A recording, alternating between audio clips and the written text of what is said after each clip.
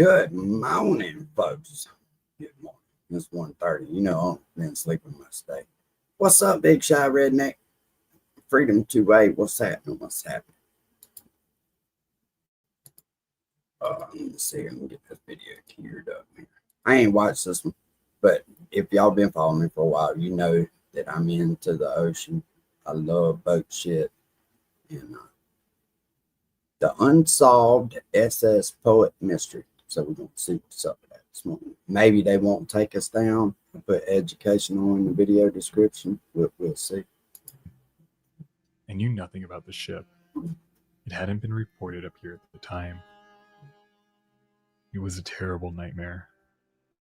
I want to tell you, there's nothing no more scarier. Boats and hoes, ain't that right? There ain't nothing no more scarier than being out to sea and something going wrong. But usually it's a compound of different things that happen that take a ship down. It's usually not just one certain thing. Lack of maintenance usually is the biggest threat. Feeling of water. I awoke screaming, "Help! The sea monsters got me." The nightmare was a terminating experience. Something had ended. Also, make sure to put the category. How do you do that, Grizz? What am I missing? Am I missing something on that? Is that why they keep hitting me? It was a brief dream. It was a very real gut feeling. I've never had that kind of experience before or since. I'm going to tell you, though, there's nothing no more freer than being at sea, though, with nobody around, man, and just the forces of nature. Mutiny aboard ships, take them down.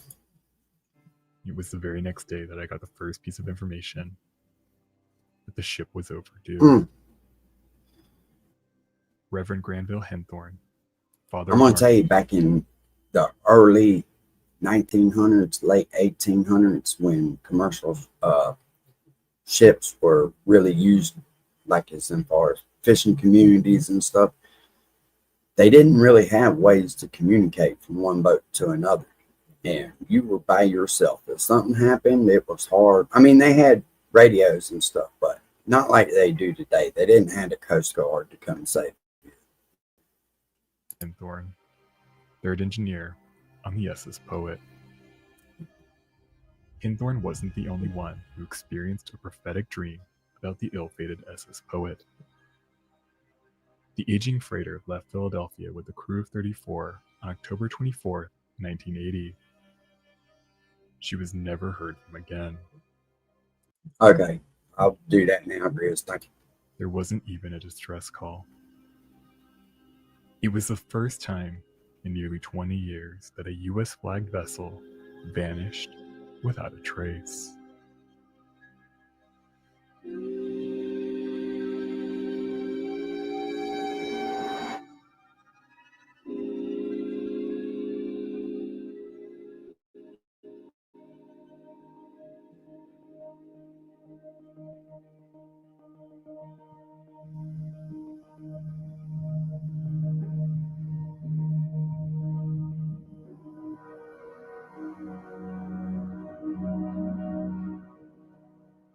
The SS Poet was an unremarkable ship. Initially designed to carry troops in World War II under the name USS General Omar Bundy, by 1980 she was well into her second life serving as a bulk cargo carrier. Many of her former fleetmates had already been scrapped, but a select few carried on. With proper maintenance, their simple design could in theory sail for decades. Instead, the Poet's various owners routinely put off key repair work and carried out only what was absolutely required to keep the aging ship compliant. That's what I was saying just a minute ago. It's a compound of things. You can't just put stuff off. You have to make sure your maintenance is up to date. And even still, she was exempted from several modern safety regulations mandated by the 1974 Solis Convention. In early August 1980, the Poet sat in Corpus Christi, Texas, waiting as Hurricane Allen bore down on the city. The old ship was well past her prime, but with the right preparations, the storm posed little threat. Just a few months prior, on May 6th, the Poet passed her biennial Coast Guard dry dock safety inspection. And a year before that, in August 1979, she was recertified by the American Bureau of Shipping. But that inspection found serious issues with her number one hatch cover. While this was a major safety concern, she passed the inspection on the condition that the hatch be. That's just like the ship, the Alfaro, that left out of Jacksonville during the hurricane that went down. I'm going to tell you, I know a couple people that had family members aboard that boat. Man, that was crazy. Lack of ship maintenance and more putting money over people's lives is what happened there. Repaired when the ship was scheduled for dry docking in March 1982. This was indicative of the overall state of the Poet. As David Heindel, former crew member, stated, she was on her last days, no question. But I didn't think the Coast Guard would have allowed us to sail if she was not seaworthy. This uneasy sense of confidence allowed the old ship to sail on. Some minor repairs were carried out after her last safety inspection. Following the Coast Guard's mandate, repairs were made to her boilers, main deck, and fire hose assemblies. But it was the bare minimum. Hurricane Allen passed over Corpus Christi, leaving the Poet largely unscathed. Her owners had secured a contract under the Food for Peace program to carry shipments of corn from the United States to Port Said, Egypt, where it would be distributed to people in need. So her owners had little reason to invest in a major overhaul. The ship was deemed safe, and after all, the only thing that mattered was eking out profit. Yep. For the crew who lived and sailed on her, it was not a major concern. The ship seemed safe enough, and they needed the work. The choice was never really theirs. And so the Poet sailed on, heading to Philadelphia, where she would load her cargo and prepare for what should have been a routine voyage across the Atlantic.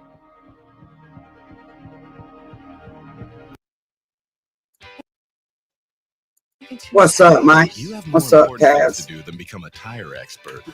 Chevy Certified Service. Yeah, y'all too. I hope y'all enjoy the rest of your weekend.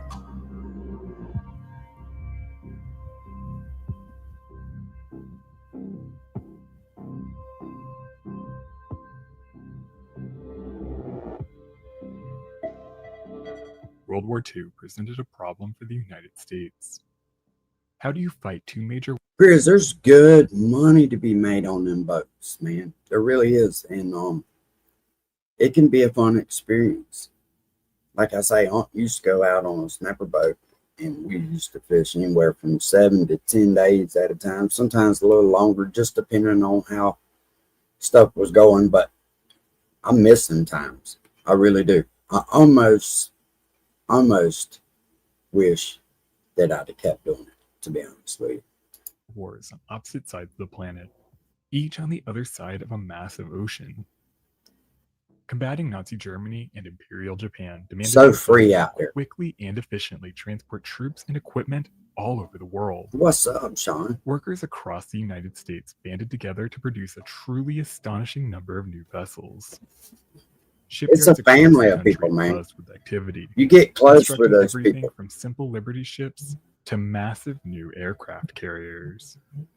81 Type C4 class ships, the largest cargo ships built by the United States Navy during World War II, were built between 1941 and 1945. 30 of these ships were specifically designed to carry troops. This variation was called the General G.O. Squire class transport. In 1944, the whole of AP 152 was laid down at the Kaiser Company shipyard in Richmond, California. These simple ships were designed to be built as quickly and efficiently as possible. Named USS General Omar Bundy, AP 152 was a typical example of her class. Do it, Cass. Do it. Go to the coast, baby. Go enjoy your day. She was named after Major General Omar Something Bundy, about the water, a man. career U.S. Water and fire. I don't know what it is, but there's just something about it. I can sit there and watch a fire all night, and I can sit there and watch the ocean all night. Army officer who served in the American Indian Wars, the Spanish-American War, the Philippine-American War, and most notably World War I. USS General Omar Bundy was launched. Hey, Poochie, Panama City Beach is all right, but it ain't what it used to be. You just about have to be in one of the motels on the beach to even really be able to enjoy the beach. I mean, they got a couple of public accesses, but yeah, Panama City Beach ain't all that in my eyes. They fucked that up. On August 5th, 1944. She was sponsored by Mrs. Lawrence Wainwright of Richmond. She displaced 950 tons light. Hey, and them guys, man, them guys that work on the water and all, they're a different breed of people, which I'm sure you know that, but it's just different. I respect people that make their living off the can't really say land, but it's the same thing. 17,250 tons full. She measured 522 feet 10 inches or 109.36 meters in length, with a beam of 71 feet 6 inches or 21.79 meters. She was operated by a complement of 3. Hey, Mike, keep your eye out for a roller furler sale for a 27-foot boat up there where you're at. I'll pay for shipping. 356 officers and enlisted men. Down here, that stuff's hard to get because everybody is in demand down here. She was powered by a single-screw steam turbine that could produce 9,900 shaft horsepower and achieve a service speed of 17 knots. After a brief fitting-out period, USS General Omar Bundy entered service on January 6, 1945, and immediately went to work. She departed San Francisco Bay on March 10th with 2,700 sailors and mariners bound for Pearl Harbor, Ulithi, and Guam. After returning, hey, that's what I love about my pop so much, man. She sailed for the Atlantic to redeploy. Yesterday, I was sitting down there with him, and he's working on a fucking refrigerator. Yeah, the one that goes on the front, mate. It rolls up. They got that sunshade on the front of it, blue. But anyways, Pop's out there working on the fucking refrigerator. He's 82 years old. He don't need no refrigerator. He's got fucking 10 refrigerators there. But that's just the way he is, man. If he could fix it, he's going to. To the Pacific as the war in Europe came to an end. Throughout the final months of the war, washing machines, dryers, refrigerators, all that shit. He fixes all that shit. By the time she entered service, the Japanese and German navies were in shambles, and an Allied victory was inevitable. So while transport missions only a few months before would have been tense affairs, these late war voyages were mostly uneventful. After the war, the Omar Bundy continued repatriating troops until she was decommissioned on June 14, 1946. Following a very brief layup, she was transferred to the department on August 30, 1946, and spent the next 2.5 years repatriating troops, transporting refugees, and carrying personnel all over the world. What's up, Joe? Good morning. But by the end of 1949, the displacements caused by World War II had mostly been settled, and transports like the General Omar Bundy no longer had a purpose. Look at all them fucking people on deck right there. Jesus Christ, could you imagine living in close quarters with, holy shit, you can't escape an asshole that you don't like, you know what I mean? She was decommissioned on December 12, 1949, and transferred to the National Defense Reserve Fleet. She was mothballed in the James River in Virginia, where she would remain for the next 15 years. Do not call an attorney if you've been in a car accident. Hey, how badass would it be to take one of those old ships like that and just make a home out of it? That'd be fucking pimp as shit.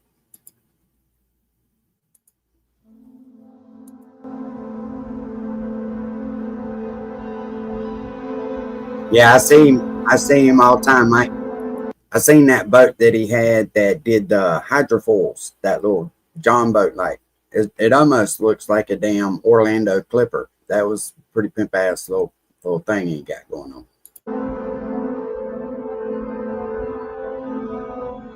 As Lottie Zucker Fredette drove her son Hans Zucker to the Grand Point Terminal in South Philadelphia, she couldn't help shake the overwhelming sense What's of up, dread. Graham? There was no reason to worry about this upcoming voyage. Her oldest son was at a crossroads. He recently dropped out of SIU's quartermaster training program, and he was more interested in following the Phillies than facing the realities of planning his future. But he wasn't lazy, and he was happy to sign on as an able-bodied seaman What's on up, the hey, MS Dave? Poet. The voyage would be a simple one, across the Atlantic and back. Still, as the mother hugged her son, she began to cry. Something just didn't feel right. Hans didn't quite understand, but he hugged her again and reassured her that he would be home for Christmas. He said goodbye and boarded the ship, ready to get to work. The Poet's irregular schedule made it difficult for Captain Leroy A. Warren to find crew, and the ship was understaffed even as her holds were cleaned and prepared for the upcoming voyage. Much of the deck crew from her previous voyage quit the ship. It was no secret that the Poet was a ship What's up, Charlie for Jesus? What's happening, brother? well past her prime. Her previous master, Captain Schindler, complained that vital repairs were often neglected, and on some voyages, critical equipment sometimes failed. Mm. On one trip, the freighter sailed half the voyage without working radar. The Poet had passed through a series of owners. In 1964, the Bethlehem Steel Corporation purchased the USS Omar Bundy and several other World War II-era transports that had sat in mothballs for well over 10 years and converted them into modern cargo ships. The Bundy was renamed SS Portmar and operated under a Bethlehem Steel subsidiary, the Kalmar Line. She remained with the company until it folded in 1976. The Portmar was then sold to the Ashley Steamship Company on August 10th of that year and renamed the SS Port. She was sold one last time on May 11th, 1979 to the Hawaiian Eugenia Corporation and renamed the SS Poet. While the ship was showing her age, her living quarters were comfortable and surprisingly spacious. Her crew lounge even had a piano, though it was severely out of tune. Hey, have any of y'all been on a cruise ship and seen all the shit that they got in there? I was showing pictures of one, and they was asking me, like, where the hell is that at? I was like in the middle of the fucking Atlantic. And they're like, what? I was like, yeah, that was on a cruise ship. Motherfucker had an old car museum in the fucking ship. The shit's crazy. Days leading up to her scheduled departure, a call was put out for additional crew. Soon, men began trickling in. The Poet may not have been the best assignment in the world, but work was work. 23-year-old Stephen Connors and 31-year-old Ricky Saley joined the ship as seamen. Neither man planned to return to the sea after this voyage. Connors was working to get a job at an electronics plant near his home in Yeah, New they are. Jersey. They are. I His enjoy wife, that Cindy, shit. was pregnant. Like, if you're wanting to travel and don't really like driving, I suggest a cruise ship. Because, I mean, all you do is just get on that motherfucker. They food, all you can eat all the time. It's pretty relaxing. Due to give birth sometime around Christmas. With the kid on the way, Connors was no longer interested in leaving home. Me and for Mama long like to stretches go of at least time. once or twice. He would earn a bit of money on the Poet, and he would be home in time for the birth of his child. Ricky Saley planned for a 20-year career with the Navy.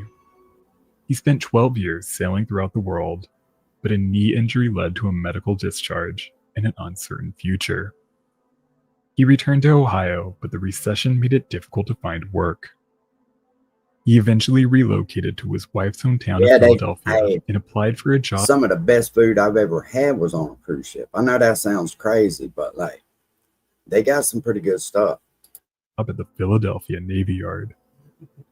But the hiring process was slow. Just don't get in a fucking pool. Don't get on a cruise ship. No. Meantime, he took work on various ships. Like, come home pregnant. By the time he signed on with the Poet, he had secured an interview with the Navy Yard. He planned to complete a voyage and earn enough money to tide his family over until he finally got the job he was hoping for. Another seaman, Edward E. Bradley, felt lucky when he landed a job on the Poet. The 24-year-old man had struggled most of the year to find work. He just had a job on another ship canceled at the last minute. He was grateful to finally catch a break. He was saving for college, and he was excited that he would be home for Christmas. Bradley Right. was one of 13 siblings, and he was eager to finally get a holiday picture I didn't even know what that pineapple shit meant until the other day somebody explained it to me. I was like, what? with the entire family all together. While the plan was to be back in time for Christmas, Chief Steward Eddie Sylvester knew that there was a chance that they would get held up, and he put in an order for Christmas candy just in case. As the Poet was loaded with 13,500 tons of yellow corn, her bow seemed to settle deeper than her stern by nearly 2 feet. Mm. Before they departed, a surveyor raised the imbalance with Captain Warren, but the master was unbothered. He said that he would correct the imbalance by shifting around barrels of fuel. As final preparations were made, Second Mate Bill King closely watched reports of a gathering storm system to their south.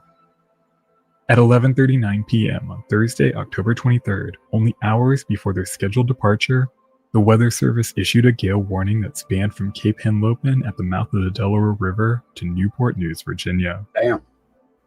But it seemed that the Poet would only just clip the edge of the storm system as she sailed east.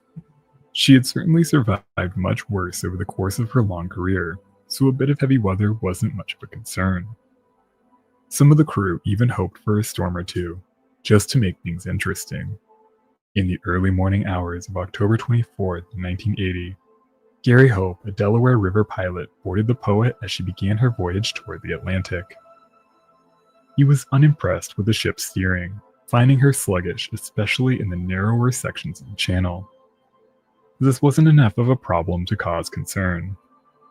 The Poet slowed to just 6 knots as she crossed between Cape May and Cape Henlopen, and Gary Hope climbed down a rope ladder into the waiting pilot boat. They turned away from the Poet and raced back up the bay toward the Delaware River. The skies were gray, and the wind and waves were picking up. Gary Hope looked back at the Poet one last time as she sailed through the open sea. He would be the last living person to ever set foot on the freighter.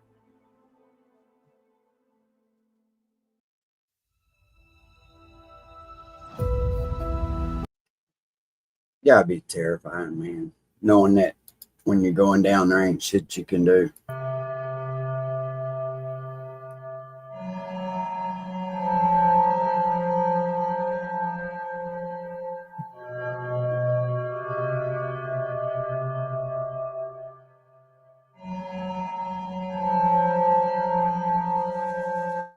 Just before midnight on October 25th, 1980, Carl Johnson, the weekend operator at marine radio station WMH in the Dundalk Marine Terminal in Maryland, was reaching the end of an uneventful Saturday when he suddenly heard a ship's alarm signal crackle over his radio.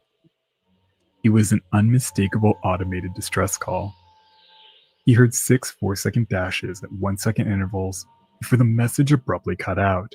A complete alarm would include 12 dashes to get attention, followed by SOS and the ship's call sign repeated 3 times. And finally, a location, nature of the problem, and a request for assistance. With only the first 6 dashes, Johnson didn't have much to work with.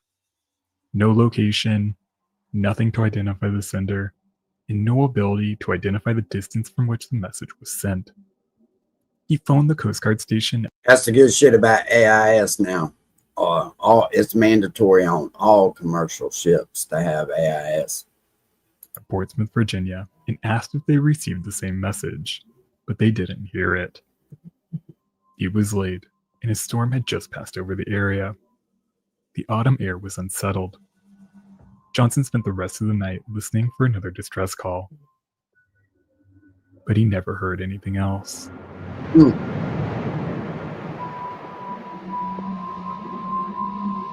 That fucking water, boy.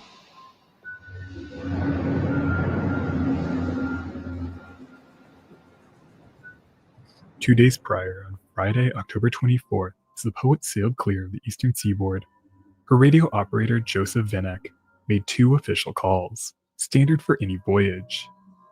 One was sent to the Hawaiian Eugenia office in Manhattan, the ship's owners reporting their departure. The second message was sent to the U.S. merchant vessel locating system via a Coast Guard station in Puerto Rico, reporting their location and destination.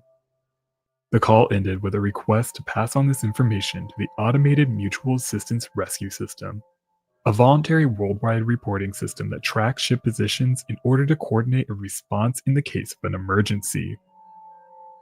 Both of these systems only take incoming calls. They did not actively check in with vessels or put out any type of alert if they failed to report. Once underway, the Poet was only required to send an update to the ship's owners every 48 hours to report their location, heading, and condition. She was also capable of making less formal calls. On Friday evening, third mate Bob Gove called his wife from the bridge. The conversation was casual and barely even mentioned the voyage aside from their destination in Egypt. At the time, the Poet was almost certainly facing rough weather. She was approximately 250 miles into the Atlantic. Yeah, Grizz, that was men back then, baby. You know what I mean? They were different breed, like I say. Get on old wooden fucking sailboat. And numerous other ships in the area were fighting through a storm with 73-mile-per-hour winds, 30-foot waves, and reduced visibility. These conditions were rough, but they were hardly anything that could seriously threaten a ship like the Poet. Other ships in the area, like the Columbia, took a beating, but the storm weakened considerably throughout the day on Sunday, and by Monday morning, the sea was calm, and the Columbia, just mildly bruised by the storm, continued on to the same port in Egypt that the Poet sailed for. Over 48 hours had passed since the last time the Poet sent an update to their owners, Yeah, but no one took much notice. Chatham Radio sent a routine message on behalf of their owners to check in with the ship, but they received no reply from the Poet.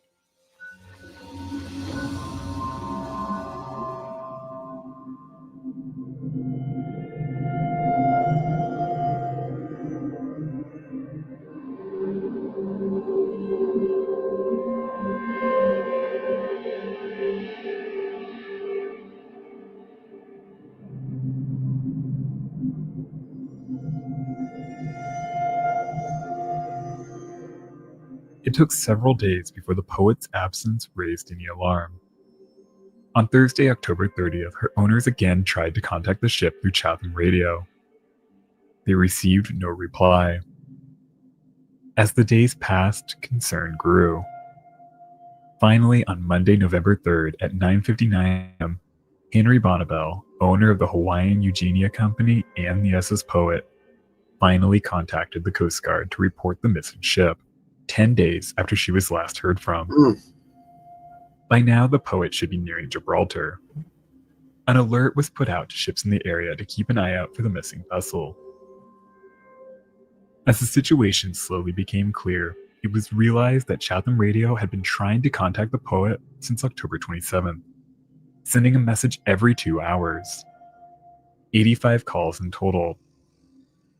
Not a single one was answered. At 4:11 p.m., an urgent broadcast was sent to all ships on the Atlantic and Mediterranean, asking for any information on the missing ship. At first, the Coast Guard Rescue Coordination Center, the agency responsible for locating the missing ship, placed the Poet in the uncertainty phase, the least critical of its 3 search and rescue categories. This was because a ship of the Poet's size was almost never lost without first sending a distress call, or at least an automated emergency signal. The Poet was old, but as required by law, she was equipped with emergency position indicating radio beacons that should have triggered if the ship fell into distress. While considerable sea and air traffic capable of receiving these beacons had passed over the Poet's route, no identifiable emergency signal was ever detected.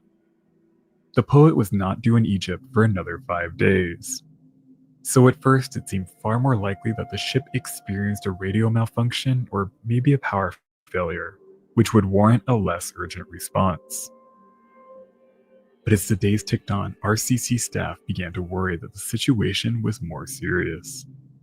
They learned that in addition to keeping in contact with their owner, the Poet never missed her check-ins with USMER, but they failed to make their scheduled call on the 26th. was also realized that the poet passed through the worst of the storm just after she was last heard from. Mm. By November 7th, it became painfully clear that the situation was more serious than initially thought, and a call was put out to begin a search for the missing ship. Over the coming days After they wait that much time, ain't nobody left alive. You talking fucking 2 weeks, 3 weeks? Come on, man. and weeks, 9 aircraft covered a total of 393,000 square miles, searching for any traces of the poet and her crew. But not a single sign of the ship. No life raft, no debris. Nothing was ever found. The poet simply vanished. It probably broke in half. On November 11th, a Navy plane picked up a faint distress signal, but they were unable to locate its source before they were forced to turn back to refuel. There were other fleeting clues. On November 15th, a small oil slick was spotted 1,200 miles off the East Coast, but this seemed to vanish as quickly as it appeared. Another plane spotted a small orange object floating in the sea that they thought could be a life jacket, but no one on the surface was able to find or identify the object or figure out where it came from. The Atlantic is vast and enigmatic. These faint clues could have been anything. Family and friends of the 34 men on board that's waited just coming off- anxiously for updates. The oil slick comes from the fuel reserves and stuff like that when the boat goes down. It's not nothing that they've But done. when it became clear Yeah. that their loved ones would not be coming home, Yeah. concern turned to outrage. Their anger turned toward Henry Bonnable and the management of the poet. It was quickly discovered that another ship under Bonnable's management at a previous company, the Silver Dove, sank in the Pacific in 1973. The loss was attributed to poor maintenance and rusted hull plates. Fortunately, no lives were lost in the sinking. Another ship owned by the Hawaiian Eugenia Company, the Flora, went dead in the water in the Atlantic only 2 weeks after the poet was reported missing. Ironically, the drifting ship was discovered by the SS Penny, the poet's nearly identical sister ship, also owned by Bonnable. The Flora was in such poor condition that she never sailed again. The Penny was also found to be in desperate need of serious repair, but somehow she remained in service until she was finally retired in 1983 when her certification was revoked due to safety concerns. 3 different agencies were tasked with investigating the loss of the poet: the National Transportation Safety Board, the Committee on Merchant and Marine Fisheries, and the U.S. Coast Guard Marine Board of Investigation. All 3 organizations concluded that the poet was likely lost during the storm she passed through shortly after her departure. But they each had different theories on how exactly she went down, including a faulty hatch cover, synchronously rolling, and undetected damage to her hull. It was also found that the inspectors who had certified the poet in the months before her disappearance were inexperienced and might not have scrutinized the ship as closely as they should have. Some even believe that the poet's sudden disappearance could be explained by a rogue wave, similar to the one that nearly took down the SS Michelangelo in 1966. But this was all spec-ship. What caused her to sink will probably never be known. For a time, the story garnered some attention. A popular theory posited that the ship was either hijacked, involved in drug smuggling, or even played a role in the Iran-Contra affair. But there's absolutely no evidence to back up the poet was an aging, poorly maintained ship that finally fell to the punishing conditions of the North Atlantic. Henry Bonnable and his company faced no consequences for the disaster. In 1981, he collected a $4 million insurance payment for the missing ship. Damn. The following year, he was awarded a $25 million government contract. He continued working in merchant shipping until his Rewarding retirement. bad fucking behavior. He died at the age of 95 in 2015.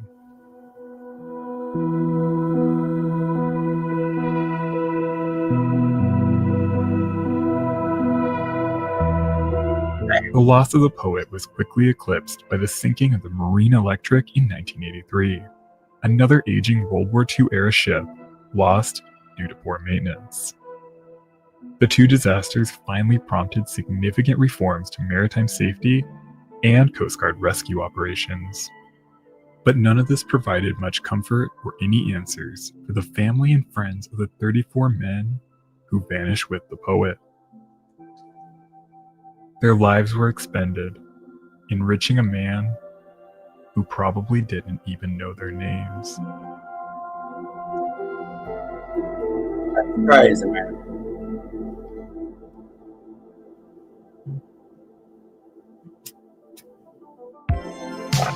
Thank you so much for watching. If you enjoyed this one, support the channel. That's fucking crazy. Get this over with.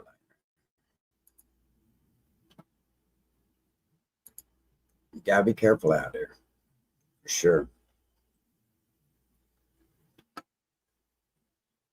Let's go see what else we found.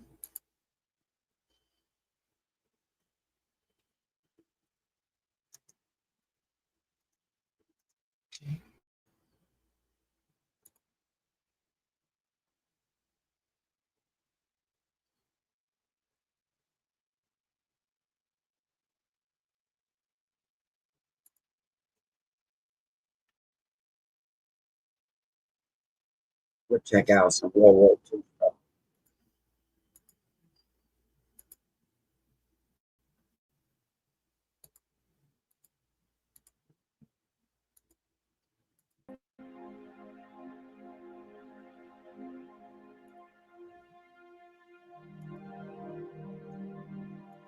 I find stuff like this interesting. You know what I mean?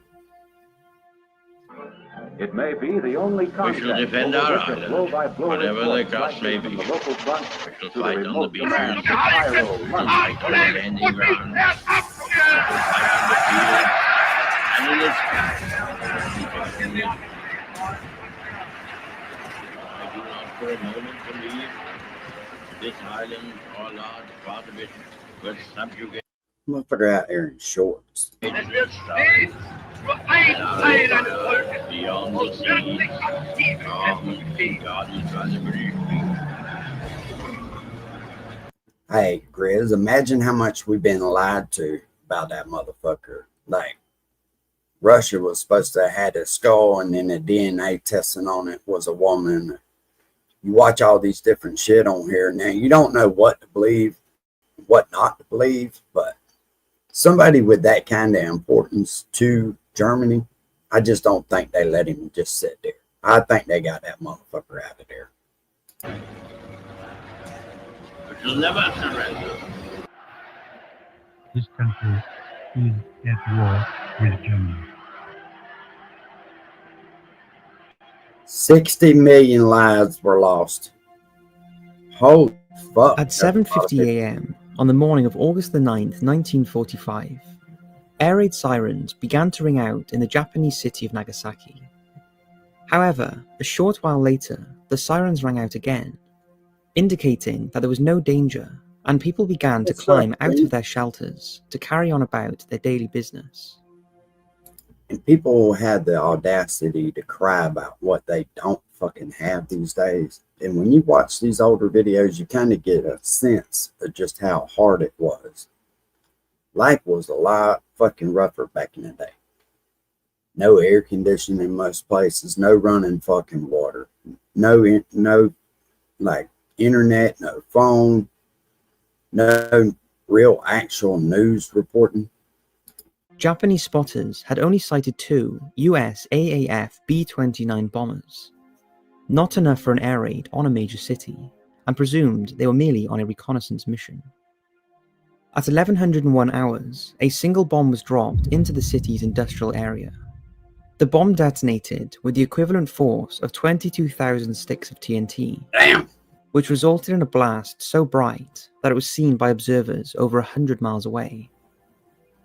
The fireball generated temperatures in excess of 3,900 degrees centigrade, and generated winds of up to 600 miles per hour that added to the destruction.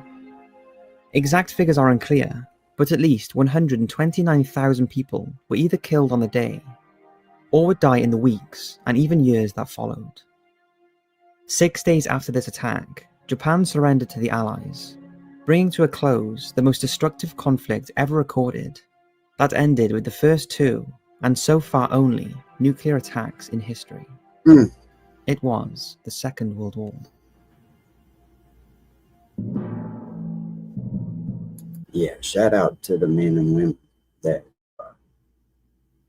came together during those times for the United States and gave their lives so we can enjoy what we have today.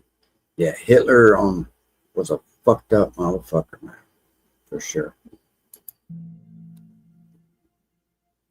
It's impossible to dissect the causes of the Second World War without discussing the rise of the Nazi Party in Germany and its leader, Adolf Hitler. Hitler was himself of Austrian birth, but he fought in the German army during the First World War. When the war ended with Germany's humiliation, Hitler felt especially bitter about it, and like many in Europe, he feared communism spreading beyond the borders of post-revolutionary Russia. In 1919, a year after the end of the war, he joined a new and little-known political group called the German Workers' Party, and used his great ability as a speaker to stir up crowds and gain support. A year later, the party was renamed the National Socialist German Workers' Party, more commonly known by its English abbreviation, Nazi. In 1921, Hitler rose to become leader of the party, and again using his magnetic personality, he continued to garner more and more support, until 1923, the Nazis were confident enough to attempt a coup in Munich and seize power. Yeah, I seen. We might check that out. Info Warriors. I seen that where they did that show Hunting Hitler. I don't know if any of y'all watched that probably, but it's more than likely that he never fucking died during this time. Known as the Beer Hall Putsch, the effort failed and Hitler was arrested before being put on trial, but this only furthered the Nazi cause. Hitler used the trial to gain even more supporters, and despite him spending a year in prison, in which he wrote his autobiography Mein Kampf, the Nazis continued to establish themselves in German politics. Mein Kampf not only outlined his own story, but it also set about establishing his vision for the future of the German people, and how he believed subversive groups were holding them back from achieving their destiny through measures such as the Treaty of Versailles, which outlined Germany's surrender terms. Hell, they fucking found people with his DNA still. You know what I mean? So there's.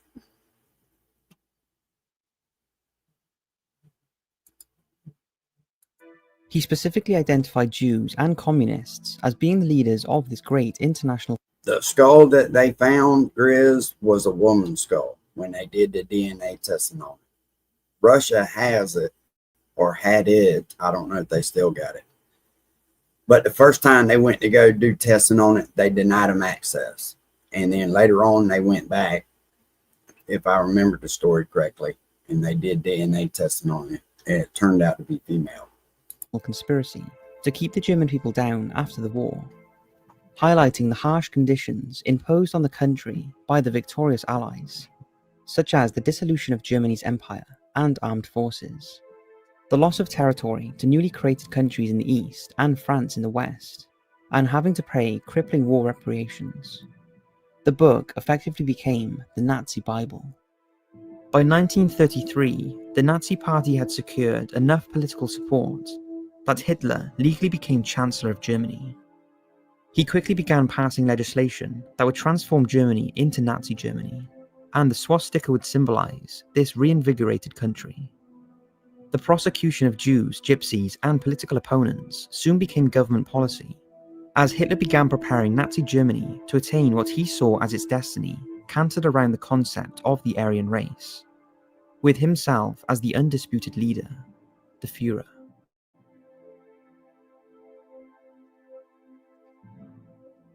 History records that the Second World War began in 1939. However, some historians now argue that it began in 1931 with the Japanese invasion of Manchuria in China. The Japanese deliberately detonated a bomb on a Chinese railway line used by Japanese citizens in order to blame it on Chinese dissidents. This was then used as a pretext to invade the country, and Japan would occupy the land there until liberated by the Allies in 1945. Japanese occupation of Chinese territory was extraordinarily harsh. Rape and murder were widespread and often encouraged by the Japanese leadership. While at Pingfang in northeast China, a military research unit was set up with a special mission. Designated Unit 731, thousands of Chinese civilians were used in nightmarish medical experiments to develop biological and chemical weapons, as well as carry out experimental surgeries, often without anesthesia, for fear of corrupting the data. In 1922, Benito Mussolini and his National Fascist Party rose to power in Italy. Yeah, the shit he did back then shaped the landscape of the world today. It's fucking fucked up, man.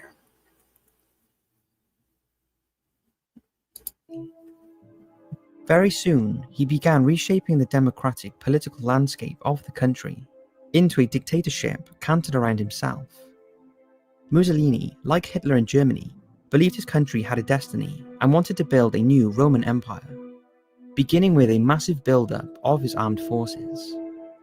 He was not afraid to use them, and proved this when he sent his forces into Abyssinia, modern-day Ethiopia, in 1935 to start the construction of his new empire in Africa. If Manchuria can be considered the first battlefront of World War II, then Abyssinia was the second.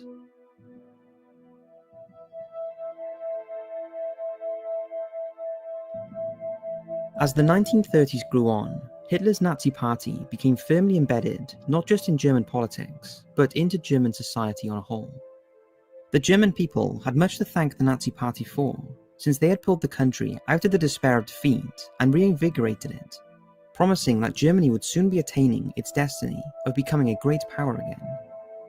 Hitler's appeal and influence was not lost on foreign observers, many of whom admired him and even began to sympathize with the Treaty of Germany after the war. Proof of this was given when Hitler became Time magazine's Man of the Year.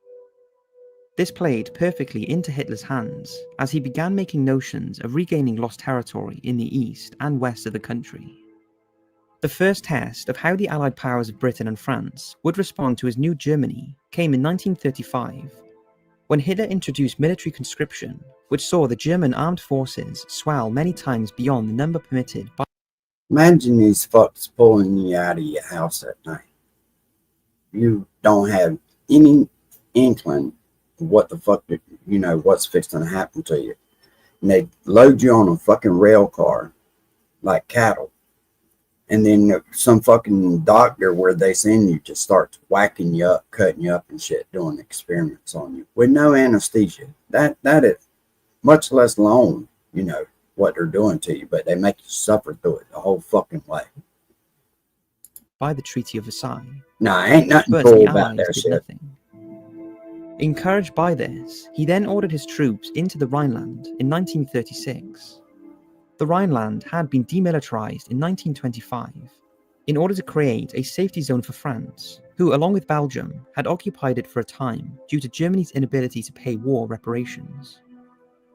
Hitler had given secret orders to his men that should they encounter French military resistance, they were to retreat because Germany was still in no condition to fight a war. Despite protests by France at the Legion of Nations, the precursor to modern-day UN, again they did nothing. In 1937, British Prime Minister Stanley Baldwin stood down and was succeeded by Neville Chamberlain. Meanwhile, Germany continued to rearm and now set their sights on reclaiming the German Sudetenland, which had been absorbed into Czechoslovakia after the war. At the same time, Hitler looked to his own birth country of Austria to become a part of his new Germany, although this was again forbidden by the Versailles Treaty. Austria and Germany had long had an almost symbiotic relationship, and both countries' people viewed the other as cousins. Austria even had its own Nazi party, and in January 1938, they attempted their own putsch, much like Hitler had tried in 1923. The putsch failed, and many leading Austrian Nazis were imprisoned. If you want to build an app and have no idea how to Yeah, it's fucking sicko motherfucker, man. propaganda machine went to work creating a false I wonder why they let that this shit Austrians go were on rising so up long. in support of their imprisoned Nazis. Because you know every country knew what this motherfucker was doing. I wonder why they let that shit go on so long. And so, on March the 12th, 1938, German troops entered Austrian territory on the pretense of restoring order. Within weeks, the Austrian government was gone, and the country was absorbed into Germany as the province of Ostmark. A vote on joining Germany claims that 99% of the population supported the move, which was known as Anschluss. Having secured his home nation under a Greater Germany, Hitler declared himself as the advocate of all ethnic Germans in Europe, and primarily of those in Sudetenland, making clear his intention to absorb the region into Germany. A diplomatic crisis was sparked when, just like in Austria, a Sudetenland Nazi party rose up and began demanding autonomy from Czechoslovakia. The Czech government tried to negotiate with the Sudeten Germans, while a series of meetings were held between Germany, Britain and France to reach an agreement on the crisis, culminating in the Munich Agreement, which effectively gave a free hand to Germany's ambitions. No Czech representative was present. First, Hitler took the Sudetenland, and then in January 1939, he invaded and captured the rest of Czechoslovakia, in his first act of truly open aggression towards a neighbour. The conquest of Czechoslovakia raised concerns with the mighty Soviet Union, which was in the grip of the paranoid Joseph Stalin. Hitler had written in Mein Kampf that having to fight a war on two fronts was one of the reasons the Kaiser's Germany was defeated, and so, having already antagonized London and Paris, he was far more careful with Moscow and began a diplomatic effort with the Soviet Union to keep them out of events in the West. In August 1939, German Foreign Minister Joachim von Ribbentrop met with his German counterpart, Vyacheslav Molotov, in Moscow. How the fuck this dude even saying these people's fucking names? I ain't watching this shit.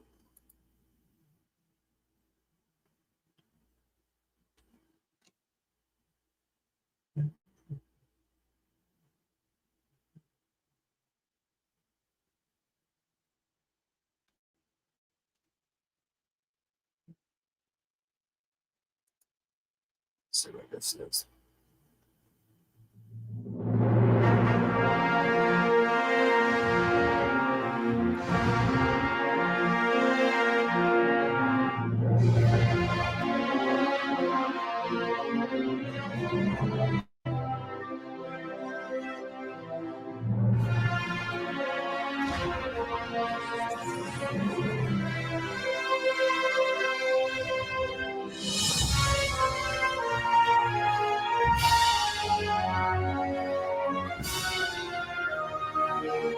I wonder whatever happened to a lot of the artifacts that they stole when they invaded different countries and shit. If they ever, I know that they were tracking them down at one time and trying to recover them and take them back to the rightful owners. But I wonder if there's shit like where the hell this shit is now.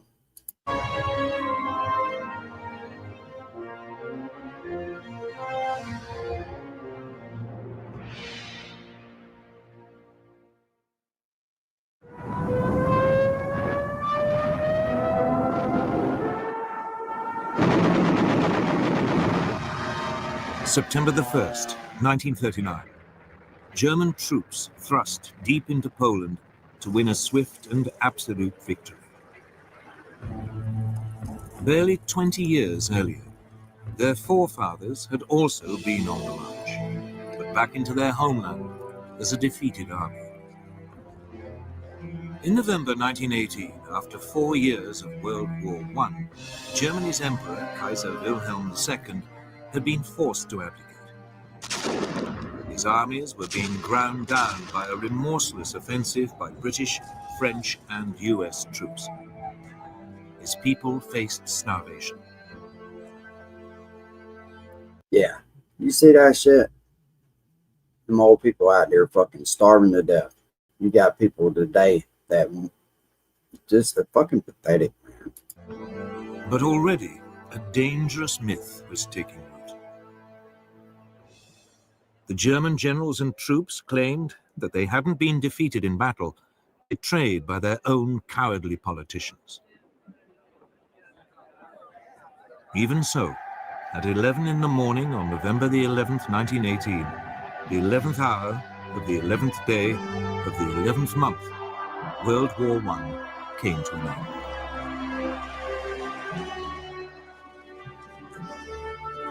The following month, President Woodrow Wilson of the United States arrived in Europe, promising to create a new world order.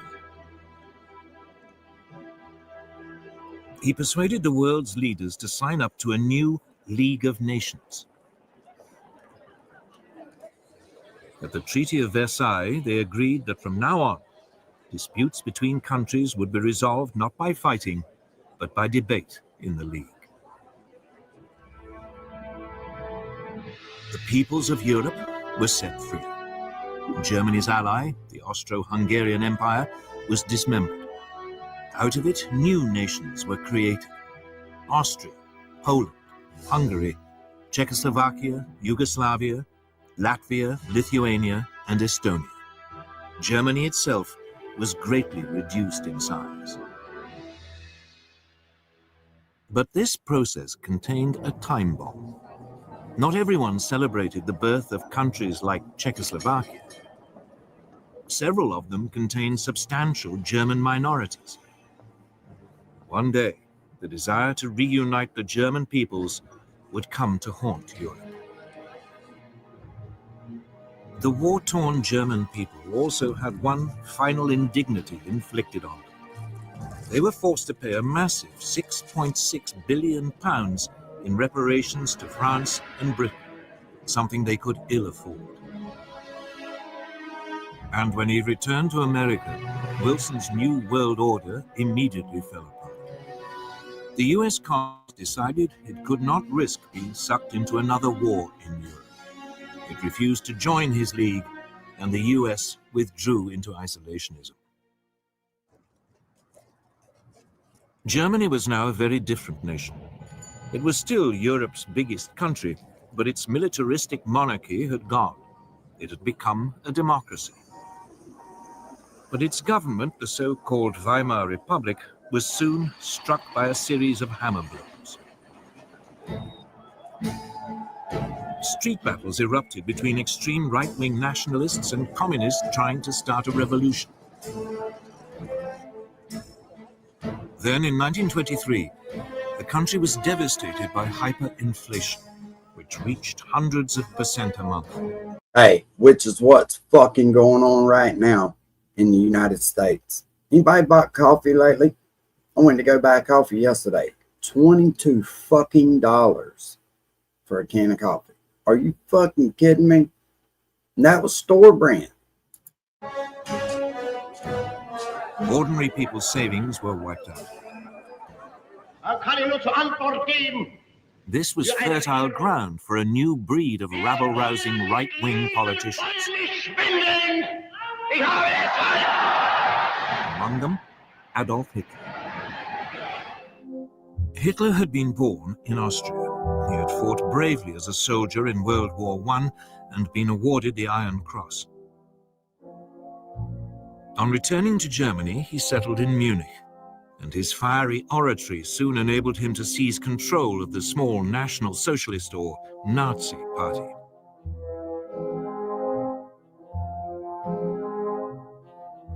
In October 1923, Hitler and his henchmen attempted an armed coup against the Weimar government. It failed.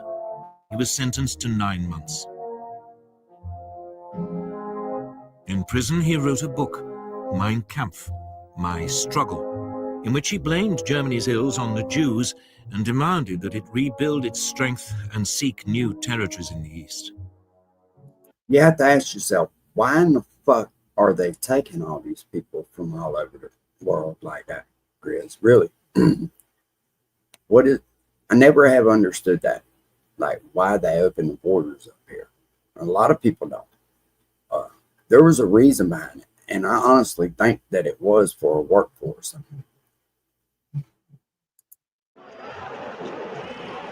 On his They say release, it he was set all about about building the voting, but- Nazis into a proper, disciplined. which is part of it, but they're wanting cheap fucking labor. I think we've been in trouble for a long time. They just avoided it by putting it out and not wanting to put it out there. Political party. From now on, he would use the democratic system to achieve power. But for the next 5 years, Weimar Germany prospered. Support for extremist parties, left and right, dwindled. Then suddenly, Hitler's opportunity arrived.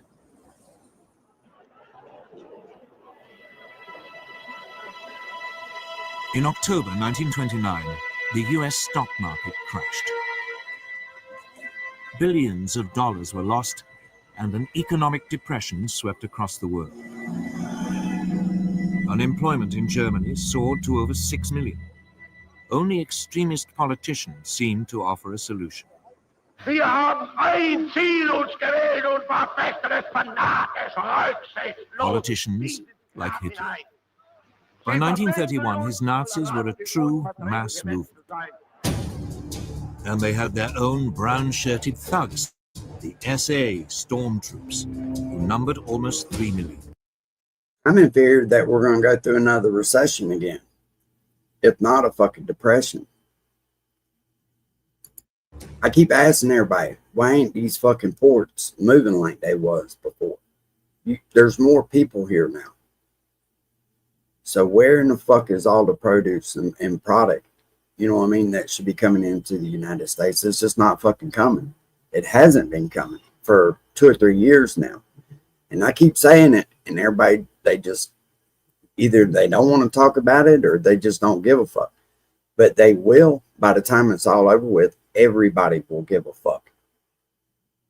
When they start seeing the markets crash and people can't afford, you can't fucking buy coffee because you can't afford a cup of fucking coffee. Is the easiest thing that there is. In the 1932 elections, the Nazis became the largest party in Germany's parliament, the Reichstag. But Hitler refused to join a coalition, leaving parliament paralyzed. To break the impasse, President Hindenburg made him chancellor in January 1933. And most of these motherfucking so-called men these days, they don't know how to take care of themselves.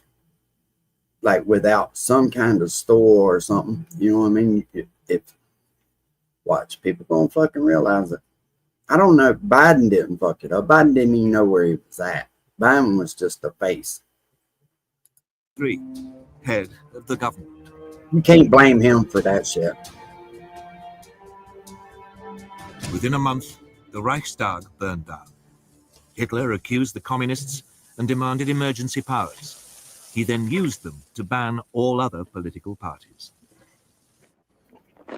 In August 1934, President Hindenburg died. Hitler declared himself president. He was now absolute leader, the Führer of Germany.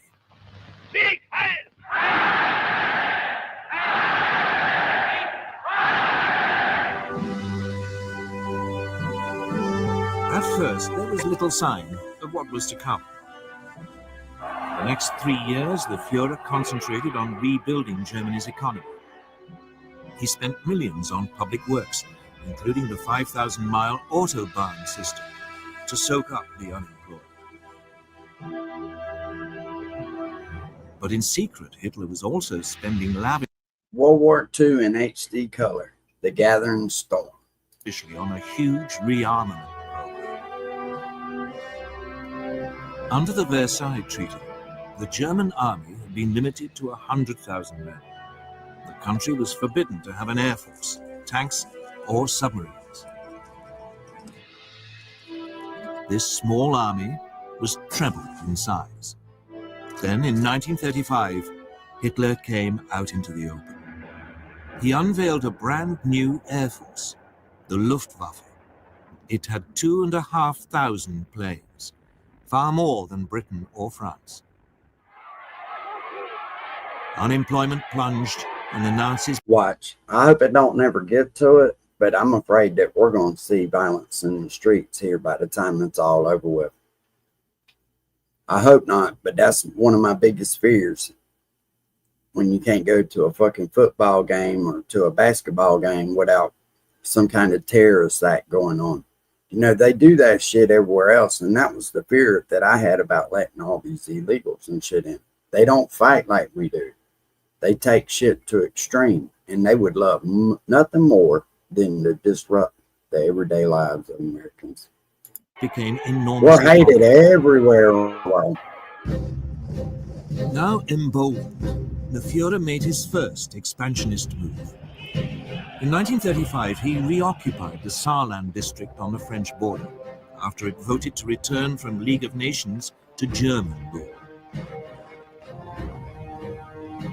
A year later, he sent German troops into the Rhineland, part of Germany which had been demilitarized at Versailles. At the time, many felt that Hitler was only claiming back what was rightfully Germany's. Neither Britain nor France objected.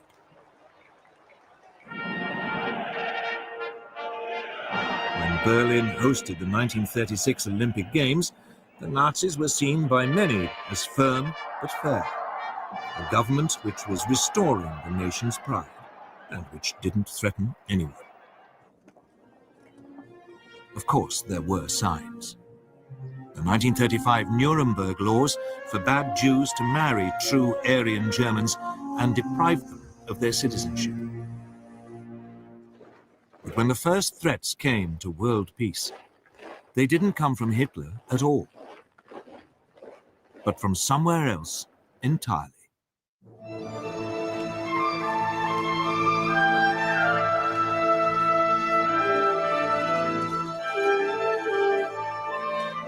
Japan, at the start of the 20th century, was already a military power. It had defeated Russia in a war in 1905, and it had fought alongside the Allies in World War I. Oh, steamer ship. After the war, Japan was an acknowledged world power, and it signed up to the League of Nations. But politically, it was a mess of contradictions. Nominally a democracy, the feudal tradition was still strong. Most Japanese revered their emperor as a living god and regarded him as their true leader. And the country faced major economic problems. Its population was exploding. And it had no natural resources to fuel its rapidly expanding industries. Its leaders needed solutions, and they saw them in Chinese Manchuria. Manchuria was a land of rich grain fields, with plenty of coal and minerals. It was a perfect target. Japanese troops were already stationed there. Other possible targets were the colonies ruled by the European powers: Burma, Malaya, and Hong Kong, controlled by Britain; Indochina, ruled by France; and the Dutch East Indies. But at this stage, Japan had to be cautious. They didn't want to rouse the other great power in the Pacific, the United States. For all its anti-imperialist slogans, the US actually ran an unofficial empire in the Pacific. The Philippines, Guam, and several islands were under its direct rule. It undoubtedly had the strength to take on Japan, but since the end of World War I, it had had other distractions.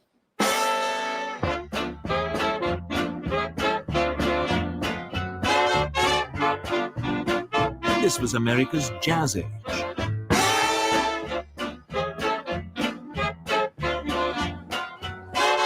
Throughout the 1920s, the nation concentrated on exploiting its vast resources. There was an economic boom that seemed without end. Fortunes were made both in industry and the stock market. Ford Motor Company. America seemed lost to the increasing pursuit of pleasure. Hey, big girl, what you doing? With distractions like these, Japan's growing pains in the Pacific seemed very far away. America had slashed its army after World War I and Oh, agreed you're a not naval wrong, reduction Casey. treaty with Britain, France, and Japan. My fear is by, I don't know, probably this time next year, people are going to start waking up to what's really going on, or what I think is going on anyway. But This, in effect, I've been saying that for a couple of years now, and nobody's paying attention. But they will. They will. Look at your grocery bill now. Where you could get by with about $110, $120 a week, now it's fucking $300. And it's only going to get worse. handed naval superiority in the Pacific to the Japanese. And then came the Great Depression.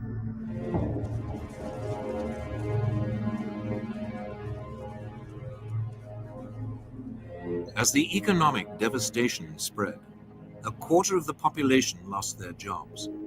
Tens of thousands were made homeless, living in shantytowns. Whereas before it had been distracted by pleasure, now America was distracted by pain. It was time for Japan to make her move.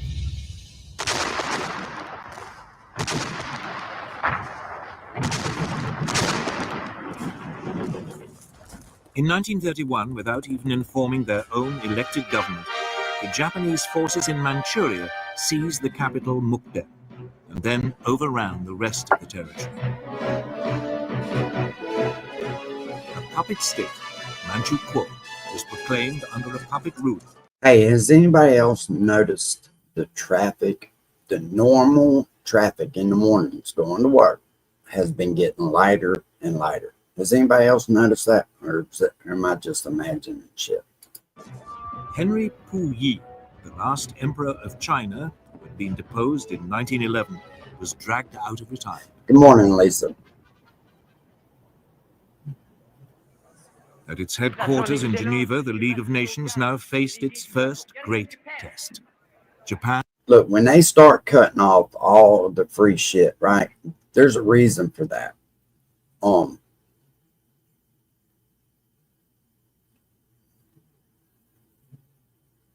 It's because our country's in trouble. They can't afford all the freeloading anymore. I seen that Skylar had posted something about the housing in Section 8 where after 2 years you're not allowed to live there, which it should have been designed like that to start with. But they were making drastic measures to cut back on stuff. And it's because the government's in trouble. They can't afford to take care of everybody anymore. And was universally condemned. But her response was blunt. Japan, however, Just like with anybody, you start cutting out the unnecessary things. When you start getting financially restricted, you start cutting shit off. Some people, cut off satellite TV and just started streaming because it was cheaper. Now, I'm afraid that, I don't even want to say it. Y'all just pay attention to what's going on around you. Like Rusty said the other day, it starts with hometown politics. You have to get familiar with what's going on in your local area. That's where the change starts. find it impossible to accept the reform adopted by the Assembly. The Japanese then just walked out, and the League suddenly realized there was nothing it could do about Manchuria.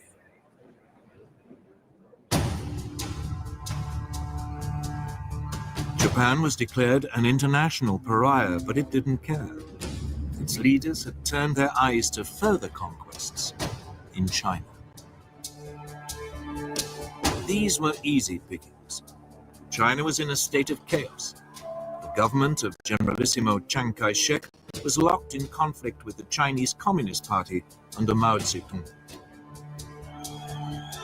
There was civil war.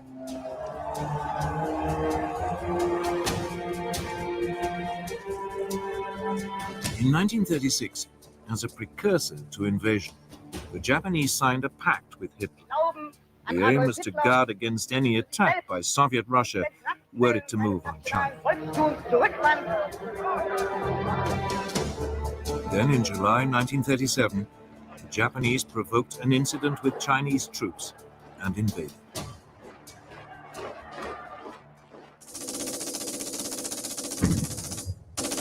Holy fuck.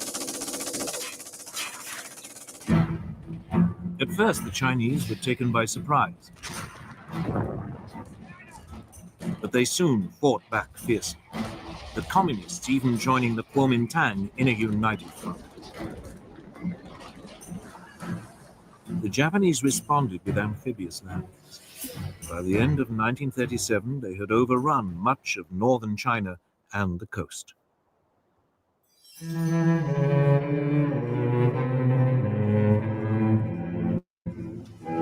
The Japanese fought this war with exceptional brutality, bombing cities indiscriminately. Westerners living in the commercial center, the port of Shanghai, were now evacuated. The city was then besieged for 3 months.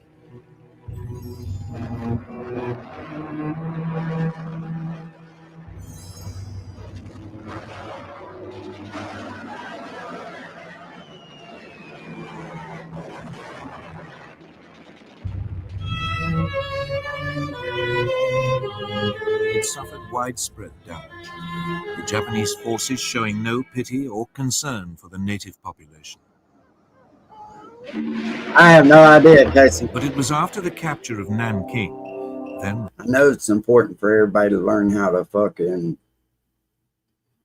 plant shit, even if you plant 5-gallon buckets, man. I've been saying that shit, but people don't take it serious. When they wake up one morning and they can't afford groceries and shit, they'll start doing something. Have you seen how bad China is suffering? People are not being paid for months. Thousands of deaths, bans, empty cities. It's the same here, or is it all by design for digital ID? I don't know.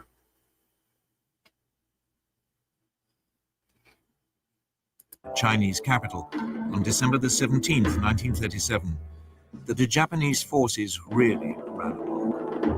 Over 300,000 civilians are estimated to have been massacred during a 6-week orgy of rape and indiscriminate killing.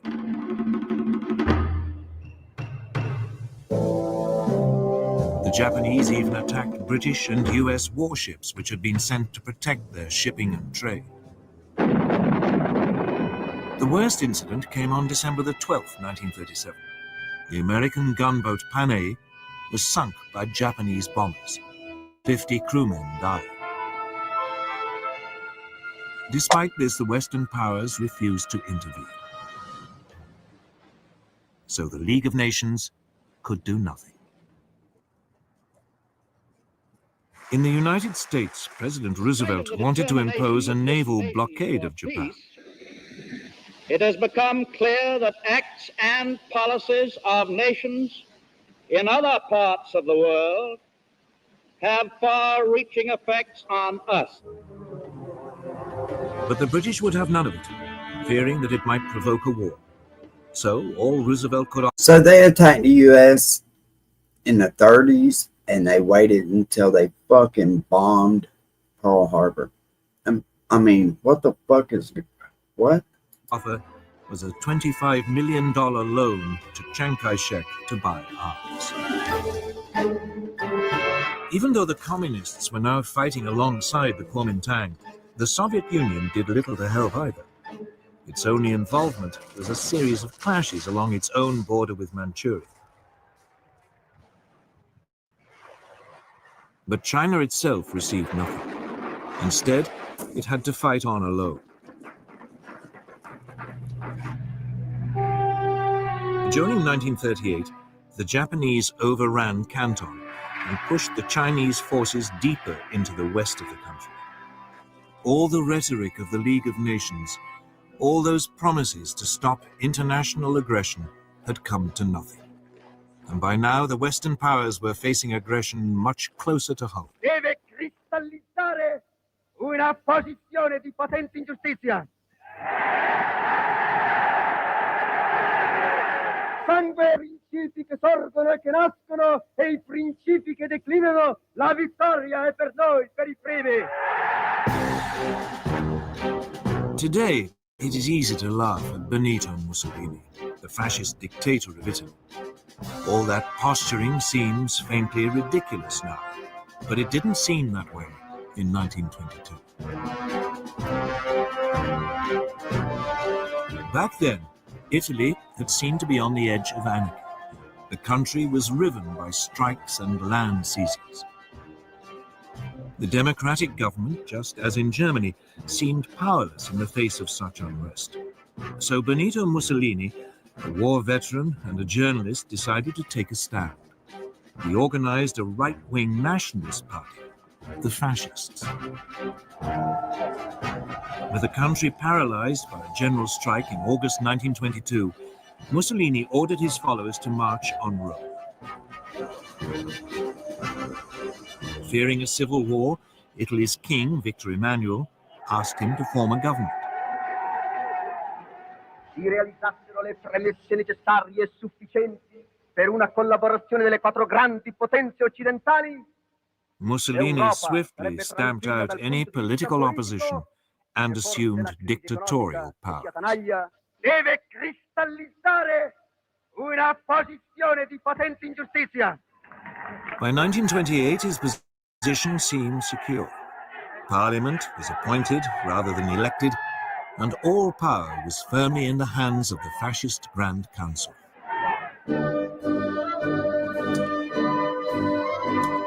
Like Hitler, Mussolini's first acts made him immensely popular.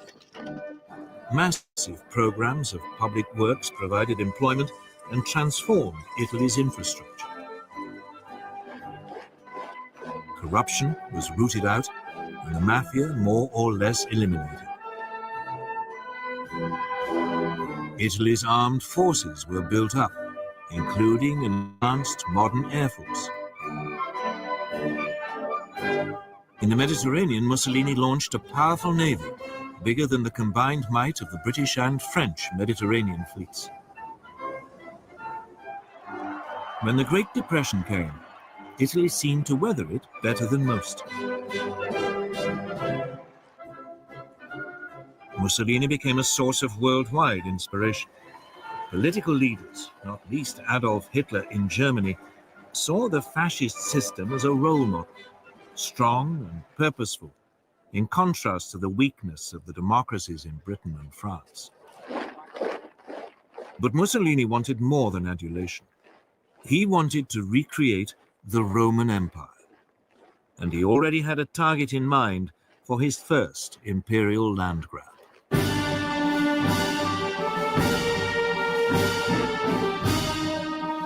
His target was Abyssinia, today's Ethiopia. Italy already had colonies on its borders in Eritrea and Italian Somalia. In December 1934, Italian forces provoked a clash with Abyssinian troops at an oasis in the Ogaden region, well inside Abyssinian territory. Mussolini then sent reinforcements to Eritrea and Italian Somaliland, demanding that Abyssinia pay reparations. The Emperor of Abyssinia, Haile Selassie, appealed in person to the League of Nations. He called on it to live up to its ideals. Here was a small nation under threat from another member of the League. This was the supreme test. But the League did nothing. Britain's Foreign Minister, Anthony Eden, at least tried to broker a peace deal, but Mussolini would have none of it. In early October 1935, the Italian army invaded from Eritrea and Italian Somalia. The primitive Abyssinian forces stood little chance against a modern army equipped with artillery and tanks.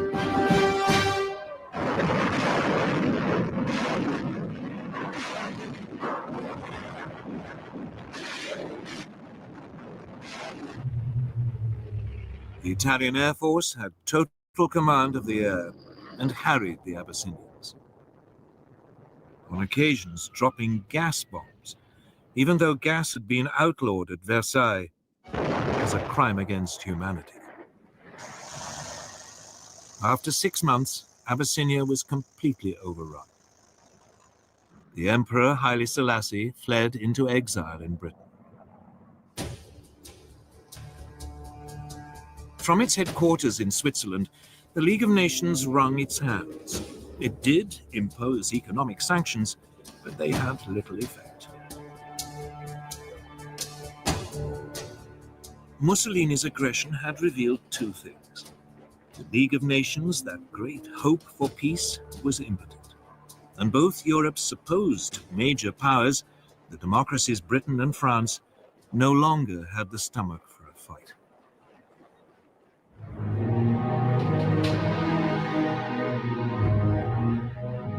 Both Britain and France had been shattered by World War I, and their economies had never really recovered.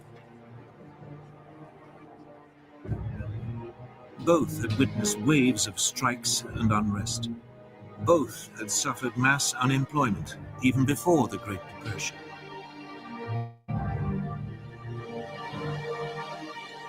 Both also faced the cost of controlling empires, now swollen by taking on Germany's former colonies and the Middle Eastern territories once run by the Turkish Ottoman Empire. And above all, both had been traumatized by the horrific casualties of World War I. A succession of British leaders, Lloyd George, Ramsay MacDonald, and above all Stanley Baldwin, all resolved to keep Britain out. Yeah, Germany attacked Russia the first time in the middle of the winter. That's what stopped them. And they couldn't continue on. They were poorly dressed. They just wasn't outfitted right for that type of fight. Of future conflicts. Despite horrific casualties on the Western Front, Britain had ended World War I with a large and very effective conscript army. This was immediately run down to a small professional force designed to police its sprawling empire. And when the Great Depression struck, any ideas of modernizing the army were abandoned. It meant that Britain went into the run-up to war economically and militarily weak.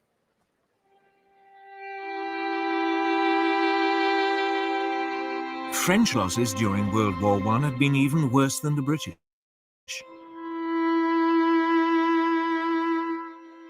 Ever mistrustful of the Germans, a large conscript army was maintained. But throughout the 1920s, France's birth rate had declined. It became clear that there would be a manpower shortage by the mid to late 1930s. France realized it could never compete with Germany on the size of its army alone.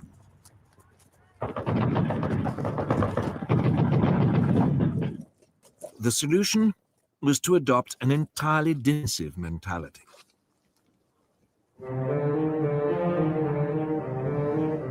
The Maginot Line, a series of fortifications, was begun in 1930 along the frontier with Germany and ran as far as the Belgian border. There, it theoretically linked up with fortifications planned by the Belgians. This new French military approach meant that France was only capable of waging a defensive war. It just did not have the ability to launch an attack on Italy, even if the British had had the troops to help. And of course, both countries knew that their navies in the Mediterranean were outnumbered by Mussolini's new fleet.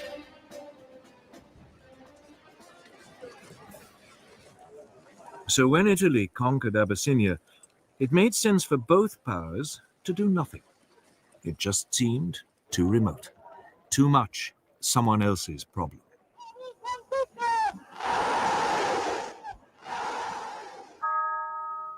By now, they both had to deal with all the traumas of the Great Depression. That seemed so much more pressing. And above all, they were now faced with a military threat far closer to home. A resurgent and rearming Germany. And Germany's power, and that of Italy too, was soon about to be demonstrated in supporting the rise of another dictator in Spain.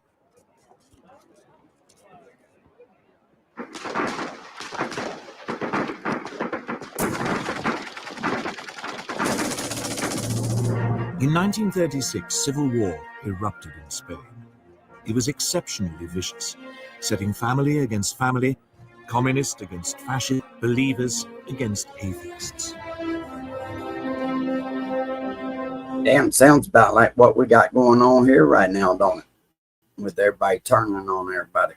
In 1931, a left-wing government had come to power determined to get rid of the centuries-old Spanish monarchy. The king was forced into exile and a republic was declared.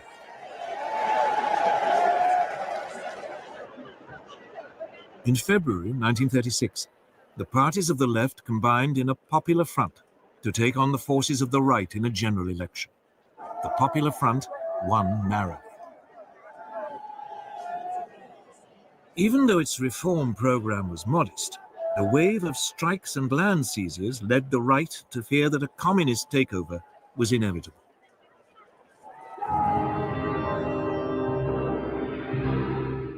Within the Spanish army, long a bastion of conservative and Catholic thinking, senior officers began to consider the possibility of a coup. Among them was General Francisco Franco, a former chief of staff who had been effectively exiled to command Spain's forces in the Canary Islands.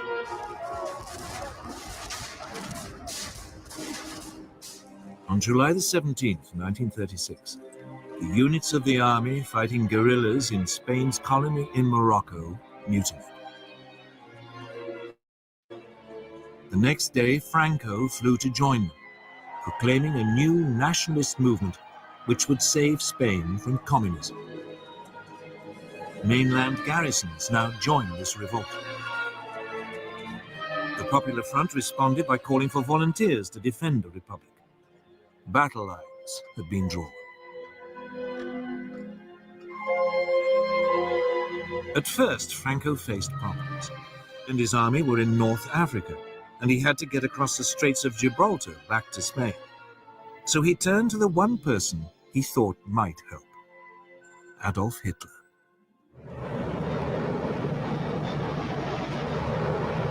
Within a month, transport aircraft from Hitler's new Luftwaffe had begun an airlift, taking Franco's battle-hardened veterans over to southern Spain.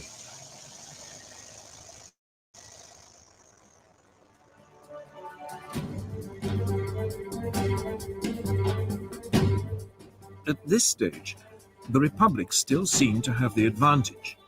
The pro-Franco military uprisings in Madrid and Barcelona were quickly crushed, leaving it in control of most of the east of the country. Franco's nationalists were confined largely to the northwest and part of the south.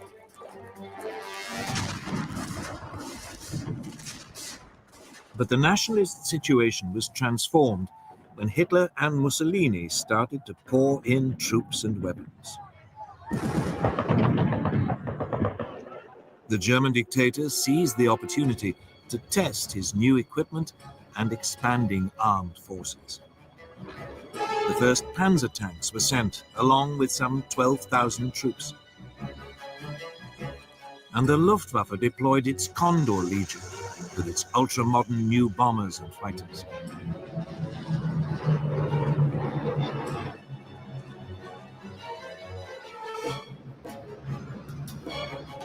Mussolini sent a so-called volunteer corps of 50,000 men and more than 700 aircraft.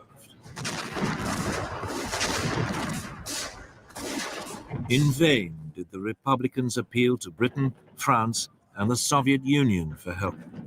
But London and Paris were scared of setting off a European war. They declared a policy of non-intervention.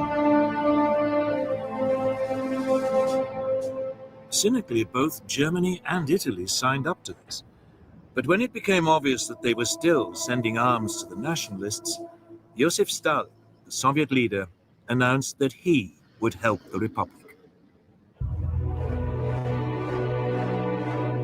Stalin's worry was the rise of fascism in Germany. Hitler had made it abundantly clear that he believed communism to be Nazism's ultimate enemy. Stalin saw the Spanish conflict as a way of keeping Germany and Italy occupied while building up the Soviet Union's military strength.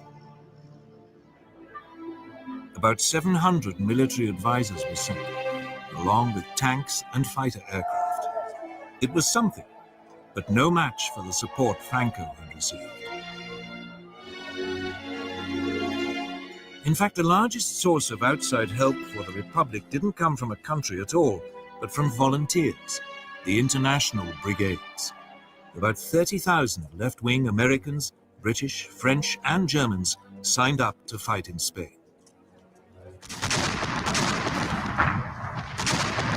With their new fascist support, the nationalists were able to open two fronts, one advancing towards Barcelona from the north, the other led by Franco, pushing up towards Madrid from the south. By the end of 1936, Madrid was enveloped on three sides and virtually under siege. The fighting was intense and often accompanied by appalling atrocities against civilians. The Republicans hunted down and murdered Roman Catholic priests. The nationalists slaughtered anyone accused of being communist. German and Italian air power was used indiscriminately against civilian targets. Madrid was heavily bombed. But the worst incident came in April 1937, when the Basque town of Guernica was virtually obliterated, with 6,000 civilian deaths.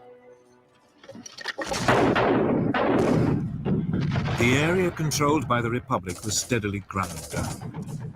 Its forces fought with great gallantry, but undertrained and under-equipped amateurs were no match for the professional soldiers led by Franco, or for the combined modern weaponry of Italy and Germany.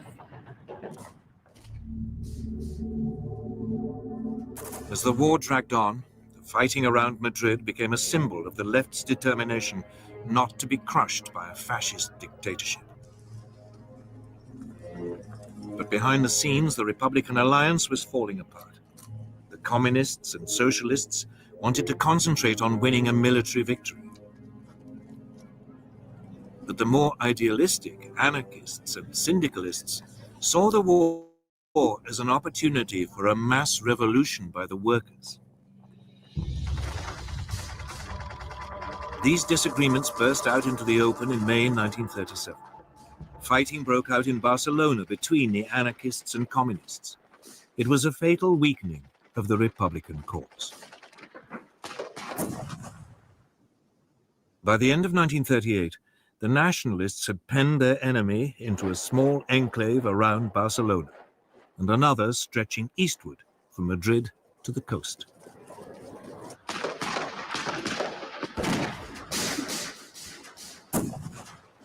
Madrid continued to hold out, but the international brigades were withdrawn. More and more nations began to recognize Franco's government as his forces closed in for the final assault on Madrid.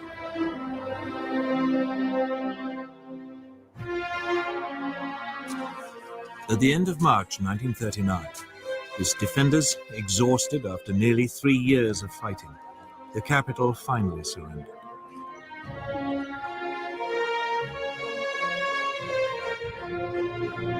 A month later, Franco formally declared hostilities at an end.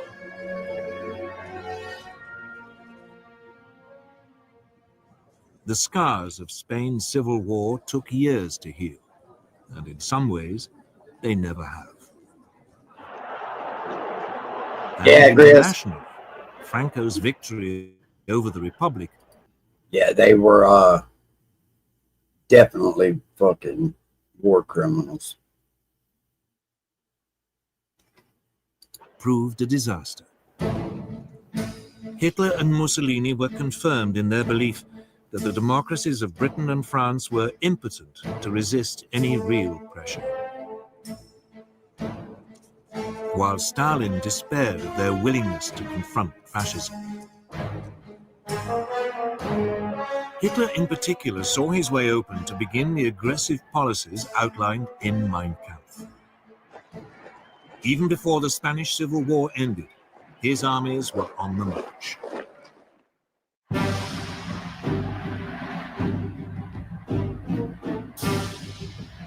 From the moment he became Chancellor of Germany on January the 30th, 1933, Hitler had begun to put his long-term ambitions into action.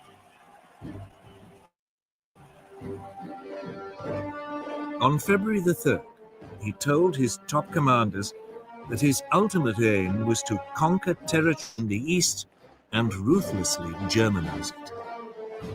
They were instructed to prepare for a massive expansion. Although Germany had been forbidden tanks, a secret treaty with the Soviet Union in 1923 had allowed the development of tank designs and experimentation with new mobile armored tactics. Energetic young German officers like Heinz Guderian read the theories of British thinkers like Basil Liddell Hart and Colonel John Hull. They even watched exercises being carried out by the British during the 1920s on Salisbury Plain. It was from these that they came up with the idea of fast-moving units combining tanks, artillery, and infantry that could thrust fast and deep into enemy territory. Hitler adopted their ideas with enthusiasm. The new army was to have 3 panzer divisions. Similarly, the new Air Force, the Luftwaffe, under former World War I fighter ace Hermann Goering, had a framework to build on. Throughout the years in which its Air Force was officially banned, Germany had kept up its design skills by building civilian machines, and gliding and flying clubs provided a reserve of potential aircraft. Hitler revealed the existence of the Luftwaffe in March 1935. He then announced that the army was to be increased to 300,000 men and conscription was reintroduced. Britain and France protested feebly at this flagrant breach of the Versailles Treaty. But soon, reluctantly and slowly, began to rearm.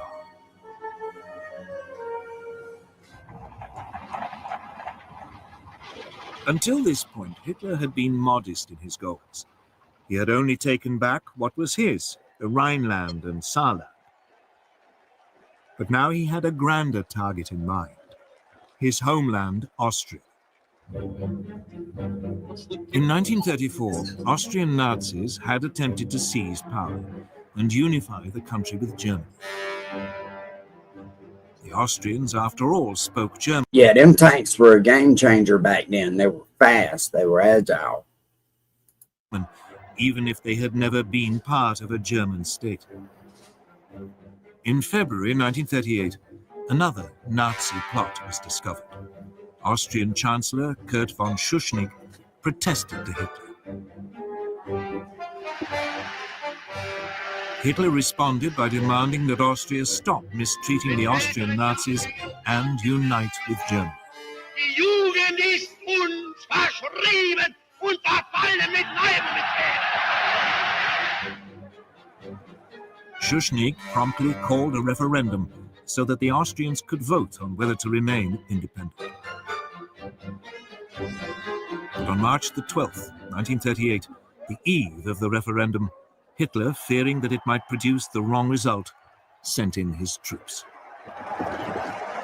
Complete surprise and an enthusiastic welcome by Nazi sympathizers made it a bloodless invasion.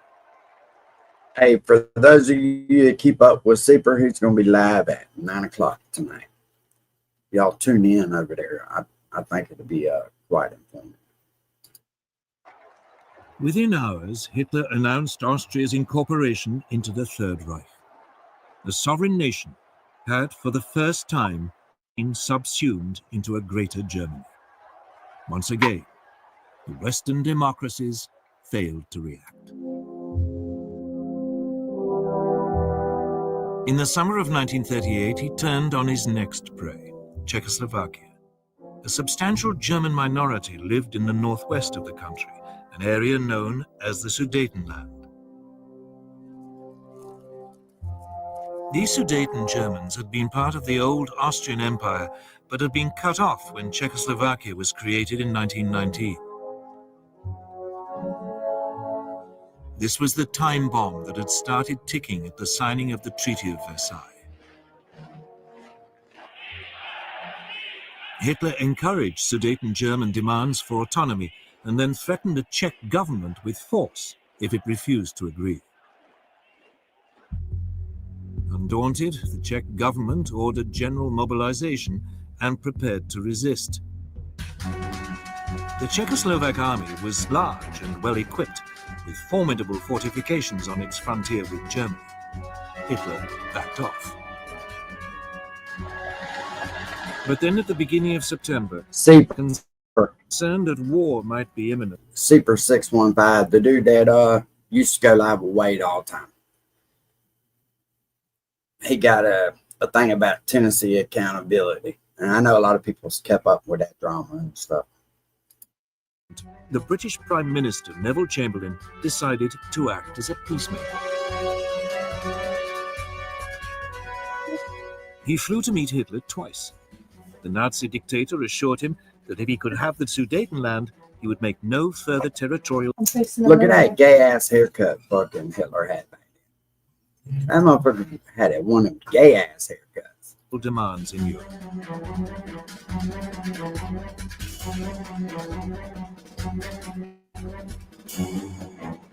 In Munich, on September the 29th, 1938, with Mussolini acting as mediator, France and Britain signed an agreement giving the Sudetenland to Germany in return for a... He got one of them catch me, fuck me haircuts. ...formal declaration by Hitler that he had no more territorial ambitions.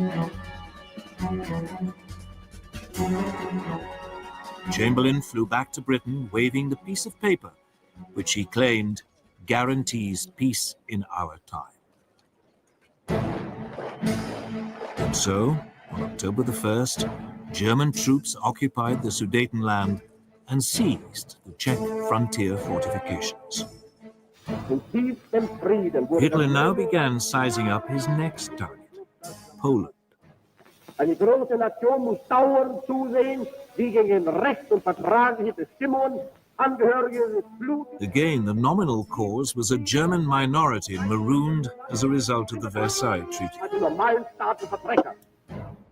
Hitler... You know, I do not understand why people let people like Adolf Hitler take a symbol that actually meant Christian and love and all that and just take it away from everybody. And if you use it or what have you, you're racist. That's the I didn't understand the thought behind that. Why would you let somebody have that much power? Just by the sight of the swastika, people automatically go to it's a racist symbol. That symbol has been around for a long time, and it's not right to let somebody like that take it and take it away from what it was really meant for. You know what I mean? To me, that's fucking stupid. Demanded the return of the port of Danzig to German control, so that East Prussia could be linked up with the rest of Germany. The Poles refused. Yeah, Chris stole it, manipulated it. He was not quite ready for all-out war, and he had unfinished business with Czechoslovakia. In March 1939, the eastern part of the country, Slovakia, which was ethnically different to the Czech lands, appealed to Hitler for... You see what the black people did with the N-word, right? They took that motherfucker back. ...help in achieving greater independence. Hitler summoned the Czechoslovak Prime Minister, Emil Hácha, to Berlin. and browbeat him into putting his country under German protection.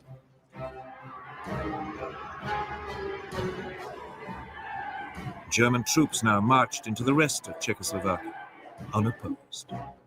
Most of the country was annexed into the Reich. I think we all probably seen enough of this shit. This shit getting boring, really. What I thought it was going to be showing like the planes and fighting and all that, but it didn't.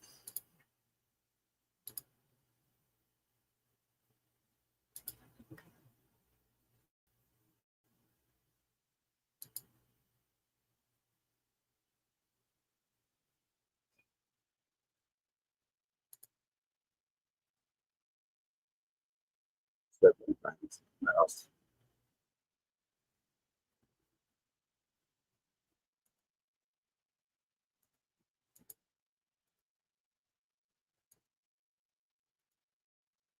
Effort during World War II. Target for Today isn't a story of actors in a studio.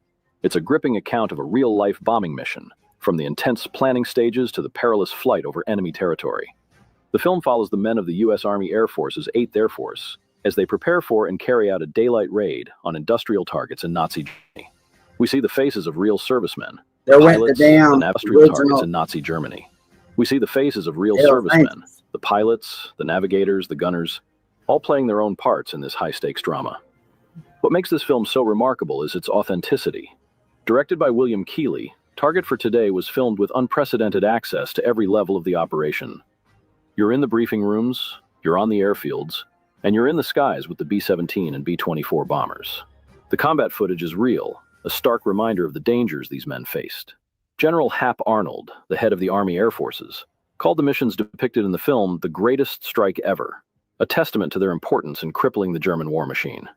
Interestingly, Target for Today was more than just a military film. It was also shown in civilian theaters across the United States.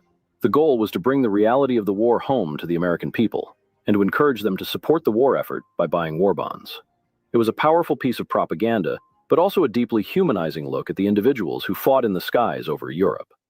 So, if you want to understand the air war of World War II, beyond the special effects and Hollywood glamour, Target for Today is a must-see. It's a time capsule, a tribute, and a stunning piece of documentary filmmaking.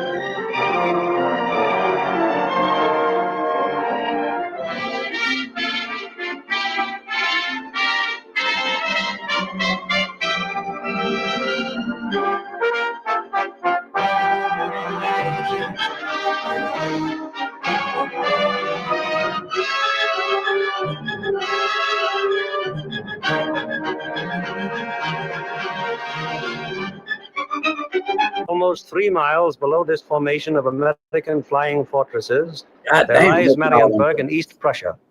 Up to this moment, one of the most important cogs in Germany's war machine. The specific target on which this lead bombardier is lining up his bomb site is the Focke-Wulf 190 plant. Up to this instant, this aircraft factory has been accounting for almost 50% of Germany's total FW-190 fighter assembly. Bombs away. Tons of bombs rain down in a tight pattern of destruction. This, remember, is no area attack. It is an assault on one single target, and any bomb that falls outside that target has failed to achieve its purpose. The assembly of fighters in this Focke-Wulf factory has come to a sudden and violent end. Stoned, I don't mean to be rude, but we ain't talking about that shit today.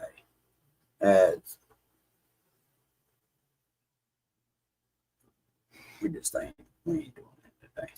To many, the bombing of Germany probably seems to be little more than a series of capricious adventures. One attack unconnected in any way with the one that preceded it or the one that will follow it. It is easy for the average citizen to envision the positions of ground armies because of maps like these, which make the positions of the contesting forces quite clear. It is harder to express so graphically the progress of a bombing program. Yet there is a real line in this battle of Germany, not a geographical front, but an industrial one. In the British Isles, there are the Allied air forces. On the European continent, we have Regensburg, Marienburg, Bremen, Oschersleben, Warnemünde, and Kassel. These are the major German fighter assembly plants, and as such are actually the center of Germany's industrial defense line. However, these are only the places where the aircraft is assembled into the finished fighting machine. Component parts for German fighters are made at Anklam. Here's a real line in this battle of Germany, not a geographical front, but an industrial one. In the British Isles, there are the Allied air forces. On the European continent, we have Regensburg, Marienburg, Bremen, Oschersleben, Warnemünde, and Kassel. These are the major German fighter assembly plants, and as such are actually the center of Germany's industrial defense line. However, these are only the places where the aircraft is assembled into the finished fighting machine. Component parts for German fighters are made at Anklam. The Weser-Flugzeugbau works at Bremen. This game, you're not ready for it. The great Hedderheim Propeller Works near Frankfurt. The aircraft tire factory at Hanover. The CAM ball bearing plant at Paris. And the ball bearing factories at Schweinfurt. Obviously, an assembly plant can't operate if other plants aren't building the parts from which the enemy planes will be assembled.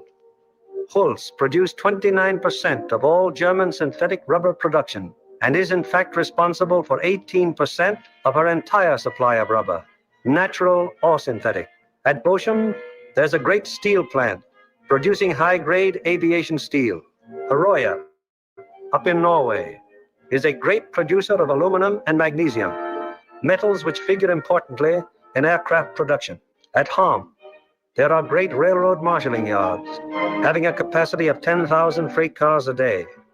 Much of the tonnage handled here is closely connected with the manufacture, assembly, maintenance, and repair of enemy aircraft. And so it is all over Germany and occupied Europe. Everywhere there are plants and installations that contribute directly or indirectly to the making of German aircraft. Industrial bastions which must first be ripped apart before the enemy's armies can be destroyed.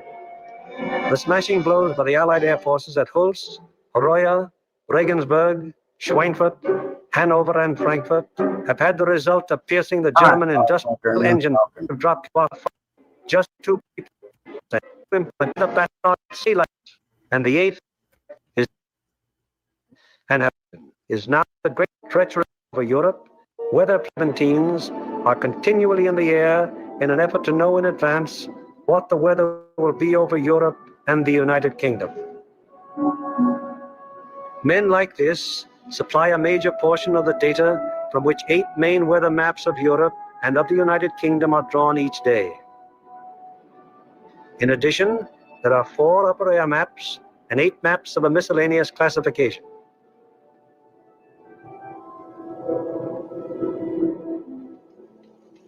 In this room, all weather information is collected, coordinated by the RAF, and sent out by teletype to every responsible command.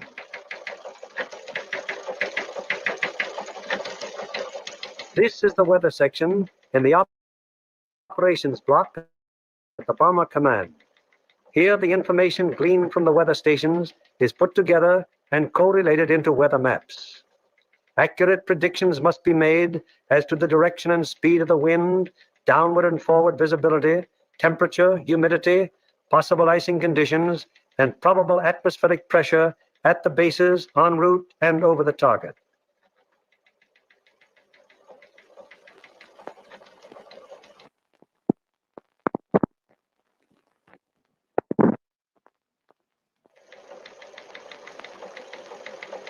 Upon the findings made in this room will depend whether or not there will be an American bombing of the bomber officer. Just the fucking bombing shit, not the other shit. Yeah. We will attack Marienburg with 2 combat wings, Anklam with 2 combat wings. Point here.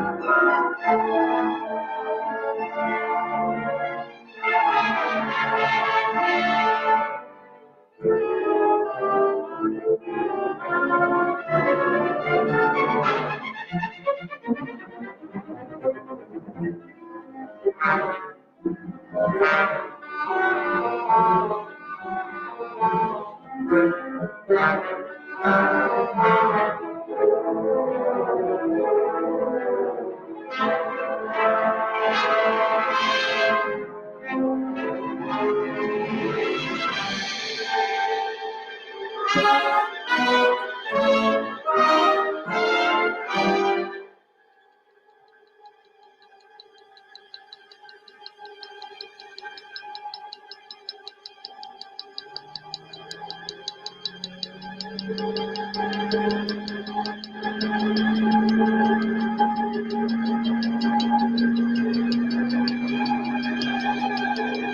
music.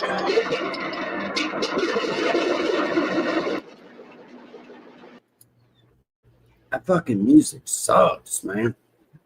That should drive you fucking mad.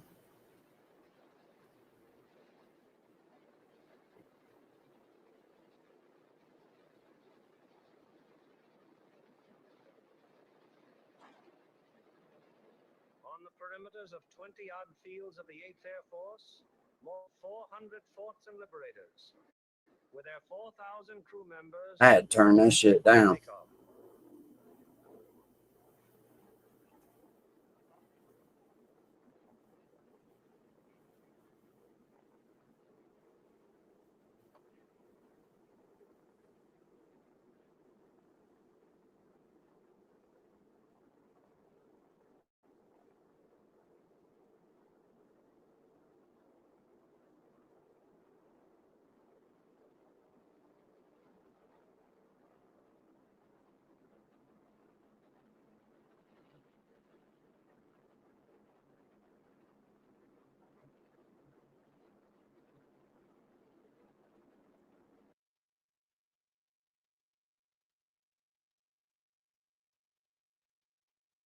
Feeling overwhelmed by social pressures and stressed by packed schedules at school? At BPrep, we offer an online school that specializes in you. Our online school provides personalized learning tailored to your unique needs. We empower students to achieve success in a safe, happy environment, reigniting the love of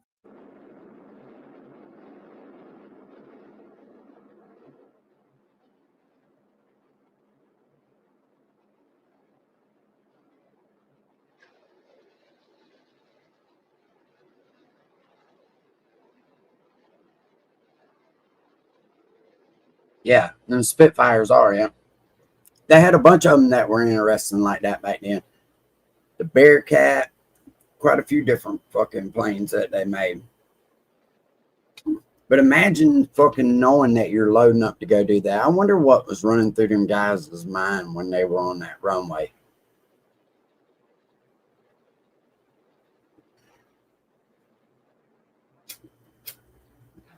And that they might not make it back home.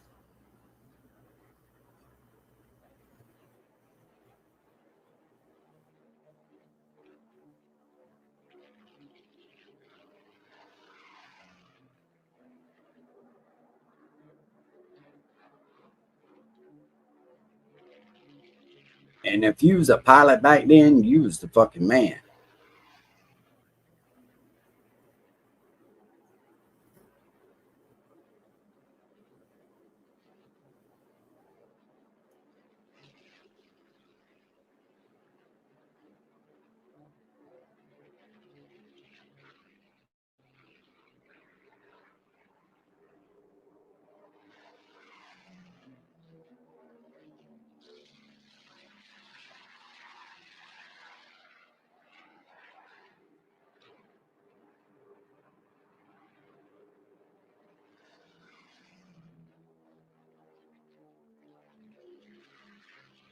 A lot of them poor fellas didn't ever fucking make it back home.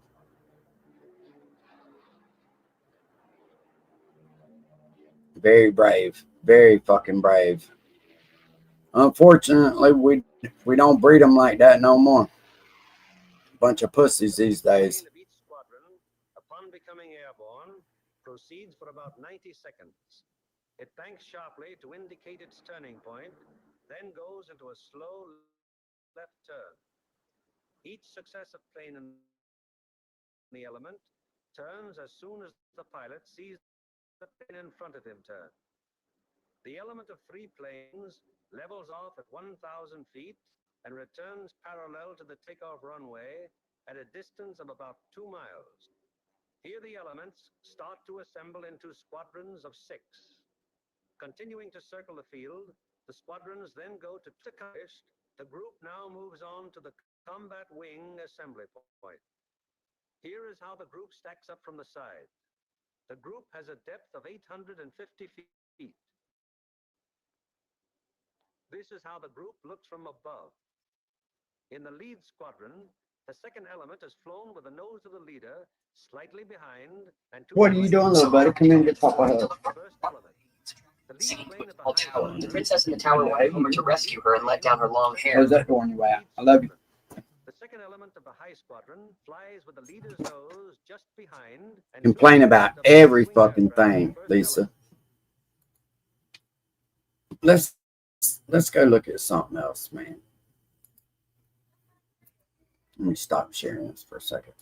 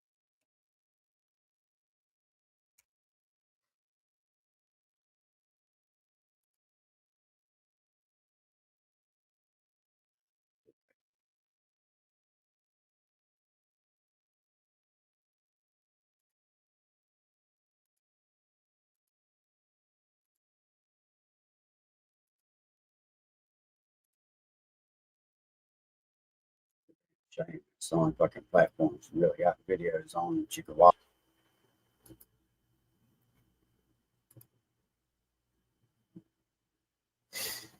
Fucking Carl. Fucking wrong with that dude.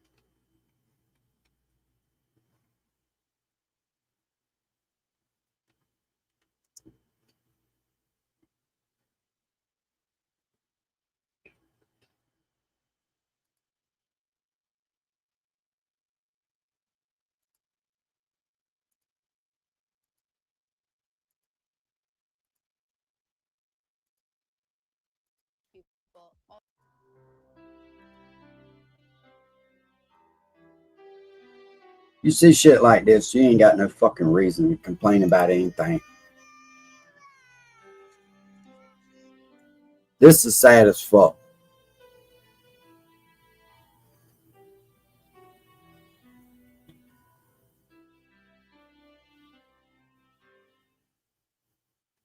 No shit like that sad as fuck. Knowing that them people are fucking starving. And they think that they got something to fucking complain about. Imagine living like this or having to live like this. People are dealt their hands of cards. You know, some people just don't have no choice. You know what I'm saying?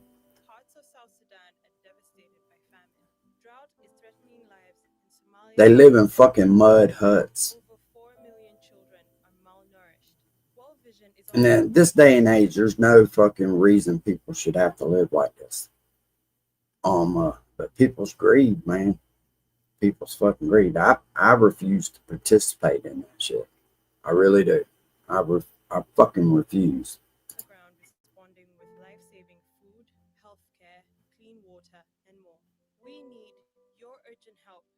I mean, how hard is it to fucking get clean water? You mean tell me they can't dig a goddamn well over there and get people clean water? It just drives me mad, man. It does. You know, and Africa is a very, very wealthy place as far as natural resources and stuff. Look at the diamond mines over there, the fucking oil. Yeah, they're still babies. Exactly, Casey. No matter what color they are, they're still fucking babies. I mean, look at this shit. Extreme fucking poverty.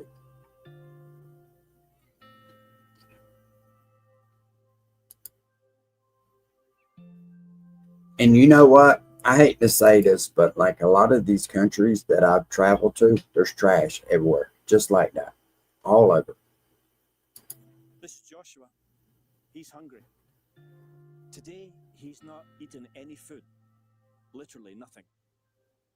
He's not just hungry, he's starving.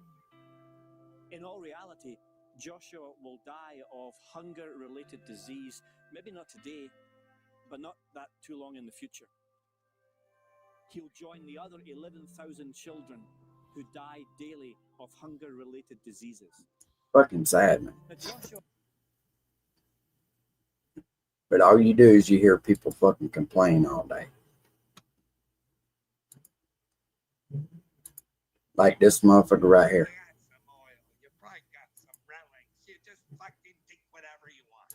Hey, what do you think about your military taking Greenland by force? Do you think that that's all right? But you'll be told it's for your protection. Just the same as the for your protection.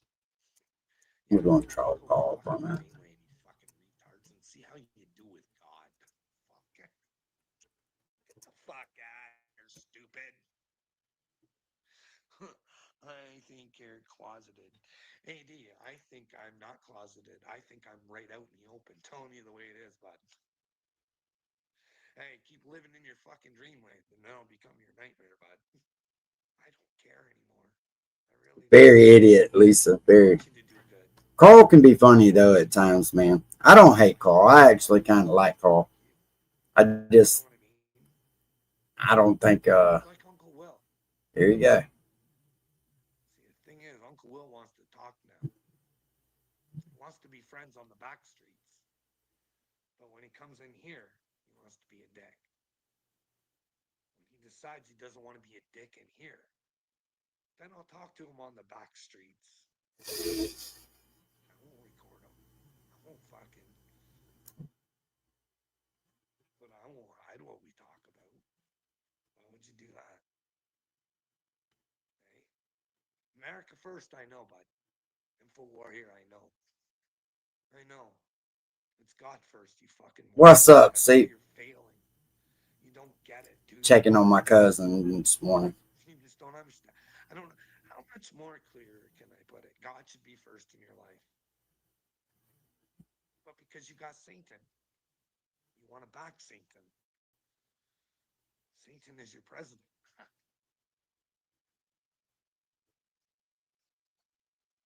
Hey, they put Jelaine in a good fucking little dreamland package there, right? Did you hear what she had to say about Trump? Fuck, you can almost use it as an advertisement to get him voted in again. But hey, I haven't listened to the whole thing, and I refuse to, because I listened to the victims talk about Jelaine, saying that she was just as big of a monster as fucking dipshit ever was. Or Carl. And you guys are gonna let her walk? She's just poor victim. I seen on Newsweek, they made her look like the victim. It's unfucking believable. Well, you guys will fucking believe. Right, Saber? You don't know. You've been programmed. Hey, don't talk about politics and religion. Maybe you should all get rid of your fucking religions and try and find out what the truth is. Maybe the shit turd running this operation knows what you like to know, and you only know what you think you know because, well, the dipshit in charge has got you thinking what he wants you to know. Carl got it all figured out, don't he? Junkies unite. Well, third op, I mean, there's no stronger person out there in God, I think, than the next junkie that has used God. They've been through some pain. They know the horrors. They fucking beg for God to come into their life. So yeah, those people are, when Jesus comes, like, do you think JD Vance is in the lineup to go to God? Just because people tell you shit doesn't make it true. Pete Hegseth is not a man of Jesus, like I said. Yeah, I turned up. To his whole body up the way he fucking wants to, but you can't run around fucking shutting people up with NDAs because you don't like what they're gonna say about them. How about those times? No, it was a war call for my junkies. Well, whatever. If you want to keep being junkies, be junkies. I mean, wouldn't you want something better if it was out there? You know what I mean? It's out there. Got to change because it's fucking really against you junkies right now. If you ever really want to get clean, what do you really have to look forward to? Do what? I mean, because usually when you're a junkie, you accumulate a criminal record, right? Or maybe you don't. Maybe you don't get caught because you steal and you cheat and you lie to do whatever it is to get your fix, right? Whatever. He said his wife needs to be arrested in the USA prisons. Well, hey, bud, you fucking wait. You hit one of those concentration camps because it looks like the homeless are getting her now, eh? Hey, you don't want to clean up. You'll work it and you'll twerk it, eh? And then we'll, just to make sure, because you wouldn't have had any, but then again, they'll probably keep you junkies so they can fucking get you back out and get you back into your fucking little.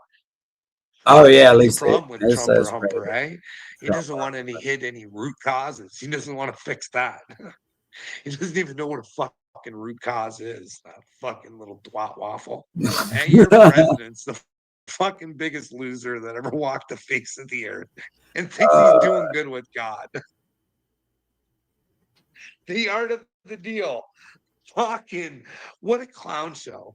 It's gotta be You know fucked it's up to about be lying stuck in and our butts denying all the and time. doing what's best for you because you're an insecure little shithead who thinks that all the power and all this stuff will make you feel powerful when that's not the name of the game, buddy.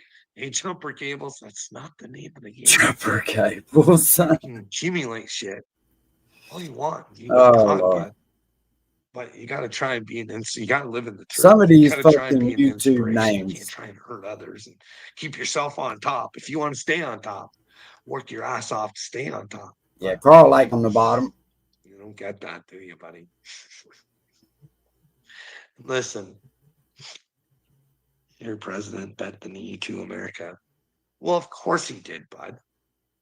Of course he did. And he's not a president. He's a prime minister. He's a prime piece of meat.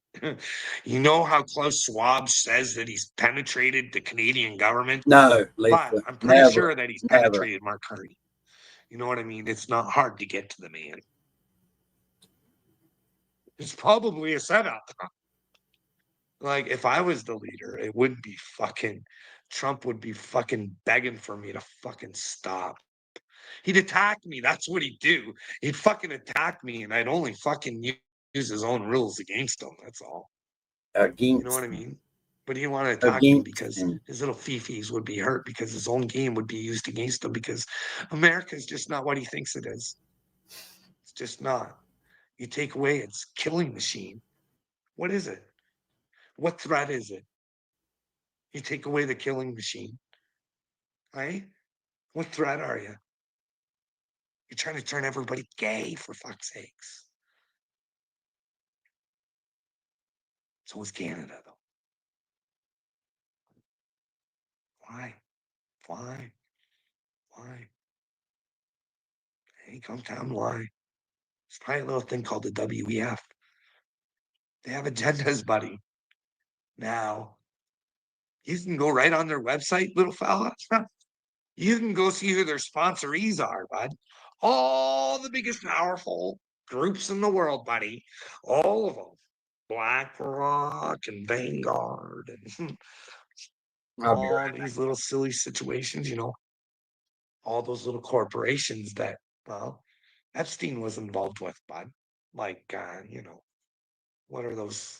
What's that fucking dude's name? That gave access to him for everything. You know what I'm talking about, right? What about that guy? All those businesses. Later, Carl. Hope the worst day humanly possible today. Hey, bud. The worst day humanly possible is still coming for you, bucko. When you find out God's real and you just played the role of a fool. Parliament isn't democracy, it's communism like. Wow, bud. We're all being controlled. You know what I mean? George Soros I could show you a video. He tells you, fuck, bud. My money ain't nothing. I need it for my philosophy to be true. I'm the king of perceptions. And when I can drain my money into your fucking education system and filter what I want running through their fucking brains. And then I'm part of the WEF that, well, look at all the sponsorees I get to use. All in the name of philanthropy. I'm a humanist. Till you find out what my philosophy is. I'm a god. George Soros thinks he's a god. You know that. He's Jabba the Hutt. He's just a big sludge of shit that just can mind control people. That's all. Just Jabba the Hutt. He has no real power. You give him power because you tell him to get. He just fucking tells you he has the power. What is the WWF have to do with it? The WEF, bud. Not the WWF, but if you want to get on the WWF, we can do that, right? I bet you're a real Vince McMahon guy, eh? Third Eye. Would you take a McMahon? Would you take a McMahon? You don't want a McMahon, bud. He'd poop on you. He would poop on. He poops on other humans. That's who Vince McMahon is, bud. Could you imagine if there was an island where he could go and, well, he could never get told on and he could just poop away? And he just poop all over the place. I would take him. You would take a McMuffin, eh? What if Vince and Trumper have worked off the same McMuffin a few times, eh? He Is that the ain't. McMuffin you'd like? He's only dangerous to himself. Were you vaccinated, Carl? Yes. Is that why I'm going totally insane? Is that why I want them to be put to justice? But you guys want to pardon the motherfucker. Hey? Listen, Fauci's a little sketchy and all that, don't you?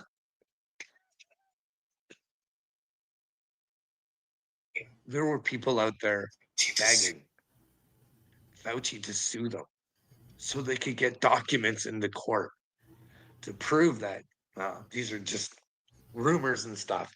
You guys go check your own facts, but there's rumors that he was involved with AIDS, and he was. He was right there. He was the leading man.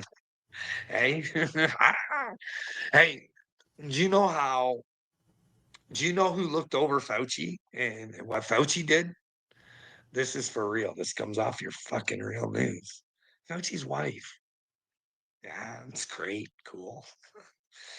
Government do whatever they want. Do you think the shot has affected you? No, I think it, I don't think it has. It may have hurt my health, Uncle Will, but mentally, no, I think I'm with God. So, but my health maybe, and I'm worried that because I got it for my kids, bud. They put this, if it's bad, they put it into children, man. I don't like it. I don't like it. If it's bad, I want them to pay for what the fuck they did. 20% of the CDC got the shots, and they were the ones telling us to get it. If only what I would have known this information before I got it, bud. Like, I'm not an idiot. I went to my doctor. I asked him. He told me he was getting it. That was enough for me because they were telling me I'd kill the old man who was in my house. I didn't want to live with that. You know what I mean? But shortly afterwards, when America was giving away fucking French fries, bud, I knew something fucking stink. Carl, you're a fucking idiot. You got fucked.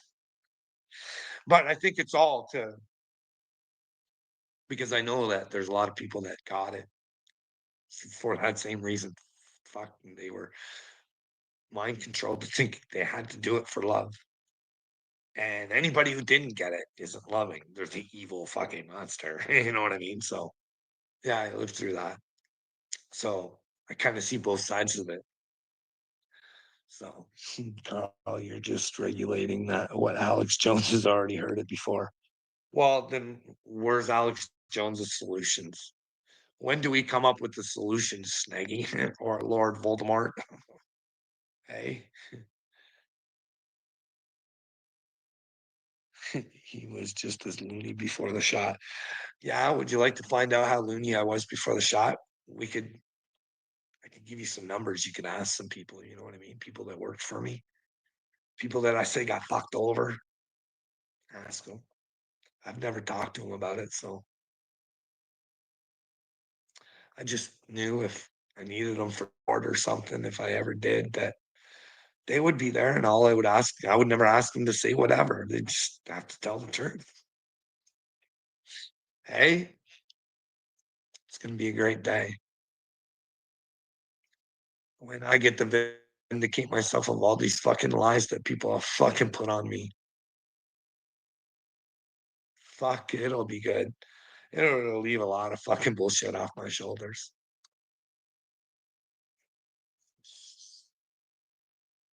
Take what is a yes?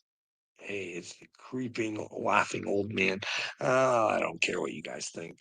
Carl, thank God I was smart enough to not let them put that poison in me. Well, that's good, Info Warrior. I'm glad that you were smart enough. I didn't knock people who didn't. I said congratulations on fucking, you know, fighting the times. It's a good thing you guys did. Who knows? Maybe if there was more that did it, they would have been able to fucking make the rest fucking get it, eh? But remember, Trumper Humper was all about it too, eh? Telling you to get the Johnson and Johnson one. That was the first one that they found that caused the clots, wasn't it? I don't know for sure. I don't want to spread rumors around or anything, but Donald said he'd be first. Did he get it? Did he get it? Did he get it? I can't even remember. Did Donald get it? Because he said he'd be first in line to get it. Did he get it? Did he get the J&J? Can we find out if he got it? Can we find out if he got shot in that fucking ear? That bothers me, man. I cannot see where the fuck the bullet hit his ear of these amazing doctors. But you think there would have been a documentary on that, eh? On how fucking close the bullet fucking came, what it actually did to his ear. You'd have video and pictures and fucking all that shit, eh? Like, fuck that. They had a video where it showed it. I don't know. Like, fuck. But you folded like a lawn chair. No, but I was afraid of killing somebody. That's the thing you don't understand. I have a heart. He won't. He will not answer the question. Love. You got it? You got it yet? Dumbass. So you took the whole family down with it. Damn, Carl. I gotta tell you not to take that poison. No, bud. This journey of mine is for me to take, bud. And I wasn't fully embraced with God then. You know what I mean? I did what I thought was best. You're allowed to make mistakes as a human, buddy. It doesn't mean you're a failure with God. It means you made a bad choice and you learn from those bad choices, but I'd never do it again. And I would question fucking anything that I put in my body from now on. You know what I mean? But then again, here I am sipping on a fucking Diet Pepsi and I know it's poison.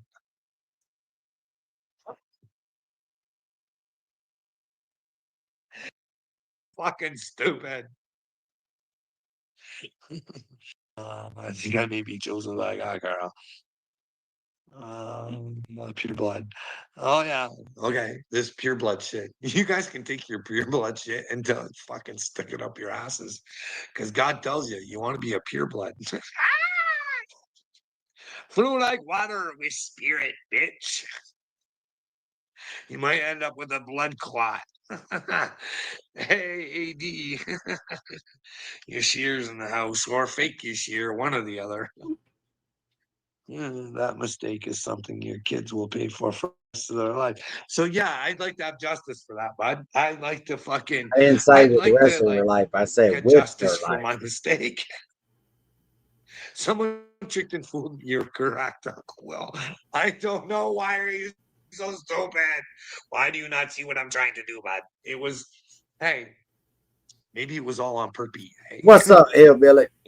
Maybe for my journey, so Hillbilly, I could go try over and there bring and people troll him. together, so I understand both You sides of the usually can story. get him going. Go over there and troll the shit out of him. Bring the vaxxed and unvaxxed together and tell them to stop fucking falling for Satan's love. Love. Let's use our brains. We got to put our brains on Jesus, bud. When Carl says Jesus, what should register in your brain, Uncle Will? When I say Jesus, you think truth, buddy. Truth, right? Truth. We got to start banging that into people's heads. What is the truth? And only your head can figure it out, Uncle Will. But you got to figure it out. You can't have a rock solid head thinking you know the truth, bud. What kind of justice do you want, Carl? Well, I'd like to see these people put in jail for what they've done to us, bud. You know what I mean? The CDC was not good to us. The whole thing. The WHO stinks. The WHO stinks to Shabamboobie. It stinks. It stinks, my friend. We need to come up with a brand new system. We need to do that. One that you currently have is a failure. But unfortunately, you don't know that because they have your brain under control. And I don't know what the fuck to say to get you to change your brains. You guys are the insane ones, not me. I don't want the pedos to run wild anymore. I want the people who fucking, if like, hey, if it was good and there was nothing nefarious behind it, then hey, I don't want any bad to happen to those people. But I think that they did bad to us and they need to be paid No, back. he don't, Lisa. Little jail time for something with Jesus. I you know what honestly mean? don't They think could Carl's that understand bad the of a pain dude. that they I think he's just fucking lost his way in life. And caused the world because you just let them run wild all over the streets and pardon them and worship them and let them do whatever they want. How many times were you at Epstein Island? he Clinton? likes being we don't trolled. care. He really How many does. times are you gonna lie to us, Clinton? We don't care. Do whatever you want.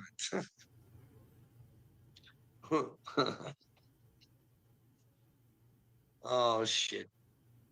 Hey, the truth is you're just another hypocrite who thinks he's some weird moral high ground because you watched a couple TikToks. Oh, bud, which TikToks am I talking about, bud? I'm talking about Christ, buddy. I want you in the truth. What is the truth? I can't tell you. You got to go figure it out for yourself. Are those TikToks real, buddy? Is that TikTok I showed you, is it real? Was Lane working for Disneyland? Taking kids on cruises over to fucking Epstein Island?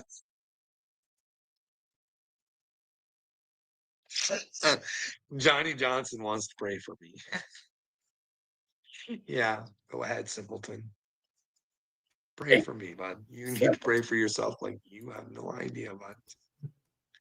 Johnny Johnson, like, I feel sorry for you, bud. Being named after a dick twice, I don't know. But hey, you've earned that name, haven't you? Double dick. Double prick.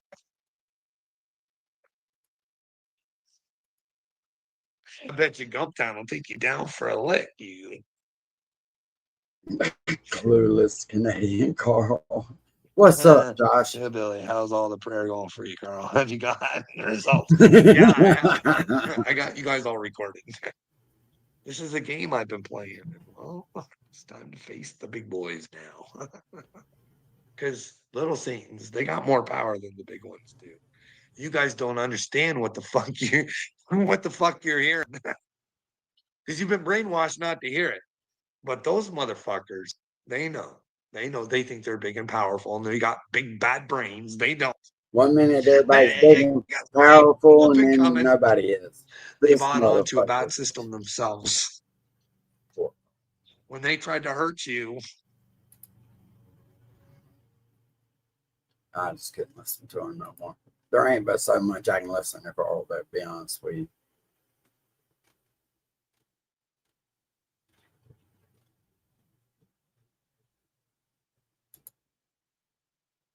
Listen's fine.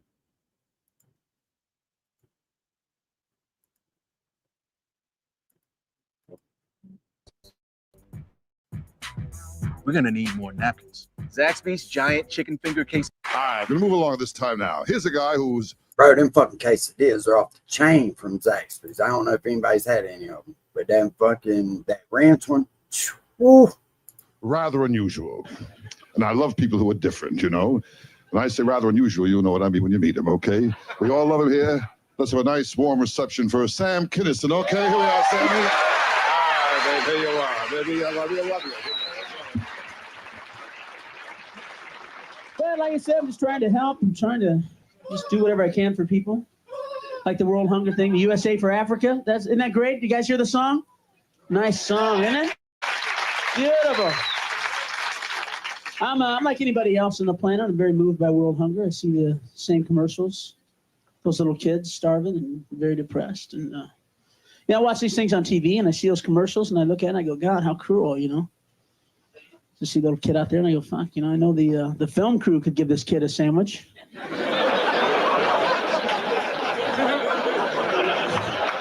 You know, the kid's not out there, filming a letter from home with a Betamax, huh? You know, there's a director 5 feet away going, don't feed him yet! Get that sandwich out of here! It doesn't work unless he looks hungry! But I'm not trying to make fun of world hunger. Matter of fact, I think I have the answer because I spent a lot of time working it out. And if you want to stop world hunger, stop sending them food. Don't send these people another bite, folks. You want to send them something, you want to help, send them U-Hauls. Send them U-Hauls, some luggage, send them a guy out there that goes, hey, you know, we've been driving out here every day with your food for like the last, 30, 40 years. And we were driving out here a day across the desert, and it occurred to us there wouldn't be world hunger if you people would live where the food is! You live in a desert! Understand that? You live in a fucking desert! Nothing grows out here! Nothing's gonna grow out here! You see this? Huh? This is sand. Yeah. It's sand. You know it's going to be 100 years from now, huh? It's going to be sand! You live in a fucking desert! Get your kids, get your shit. We'll make one trip. We'll take you to where the food is. We have deserts in America. We just don't live in them, asshole! You guys been a great crowd. Thank you very much. It's fantastic. I love you. Thank you. Thank you.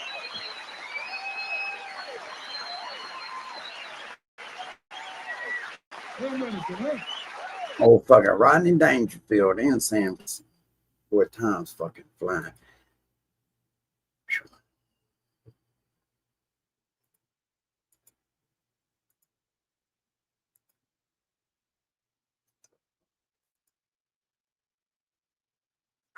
He's dead. Ain't Sam Kinison gone? I think Sam Kinison's fucking gone. I don't think he's here.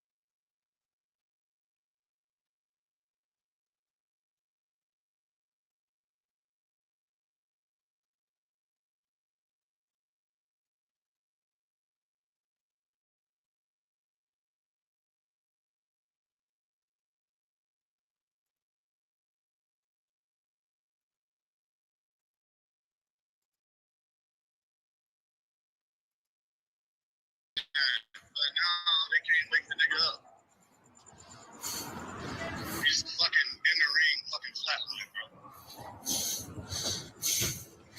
My bad. Didn't have to do all that shit. I understand y'all had heat. You didn't have to. What, you don't know me? Hell no. Yeah. Hey, I think that's a little. Oh, you don't sell it? What's that? You don't sell it? Dude, he's not a fucking worker, bro. No, we're good. I know you will. We're good. I will fuck him up, bro. I don't play that shit. Sorry about that.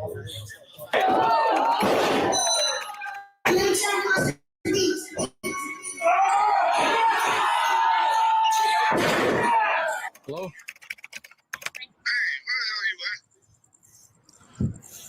I told you to double leg that motherfucker and start welding. I just saw the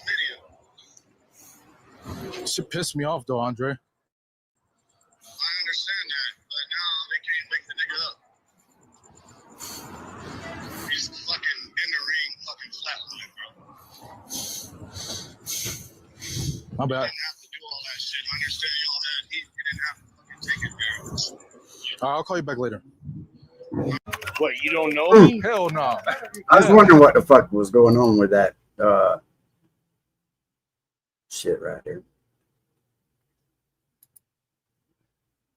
Well, listen, they out there mowing grass. I'm fixing to go help them. We'll holler at y'all. Appreciate y'all hanging out with me this morning. Peace, everybody. Oh, yeah, he definitely gone. Good morning, Tex. Good afternoon, I should say morning. I don't know why the fuck I keep saying that. Y'all have a good day. We gone.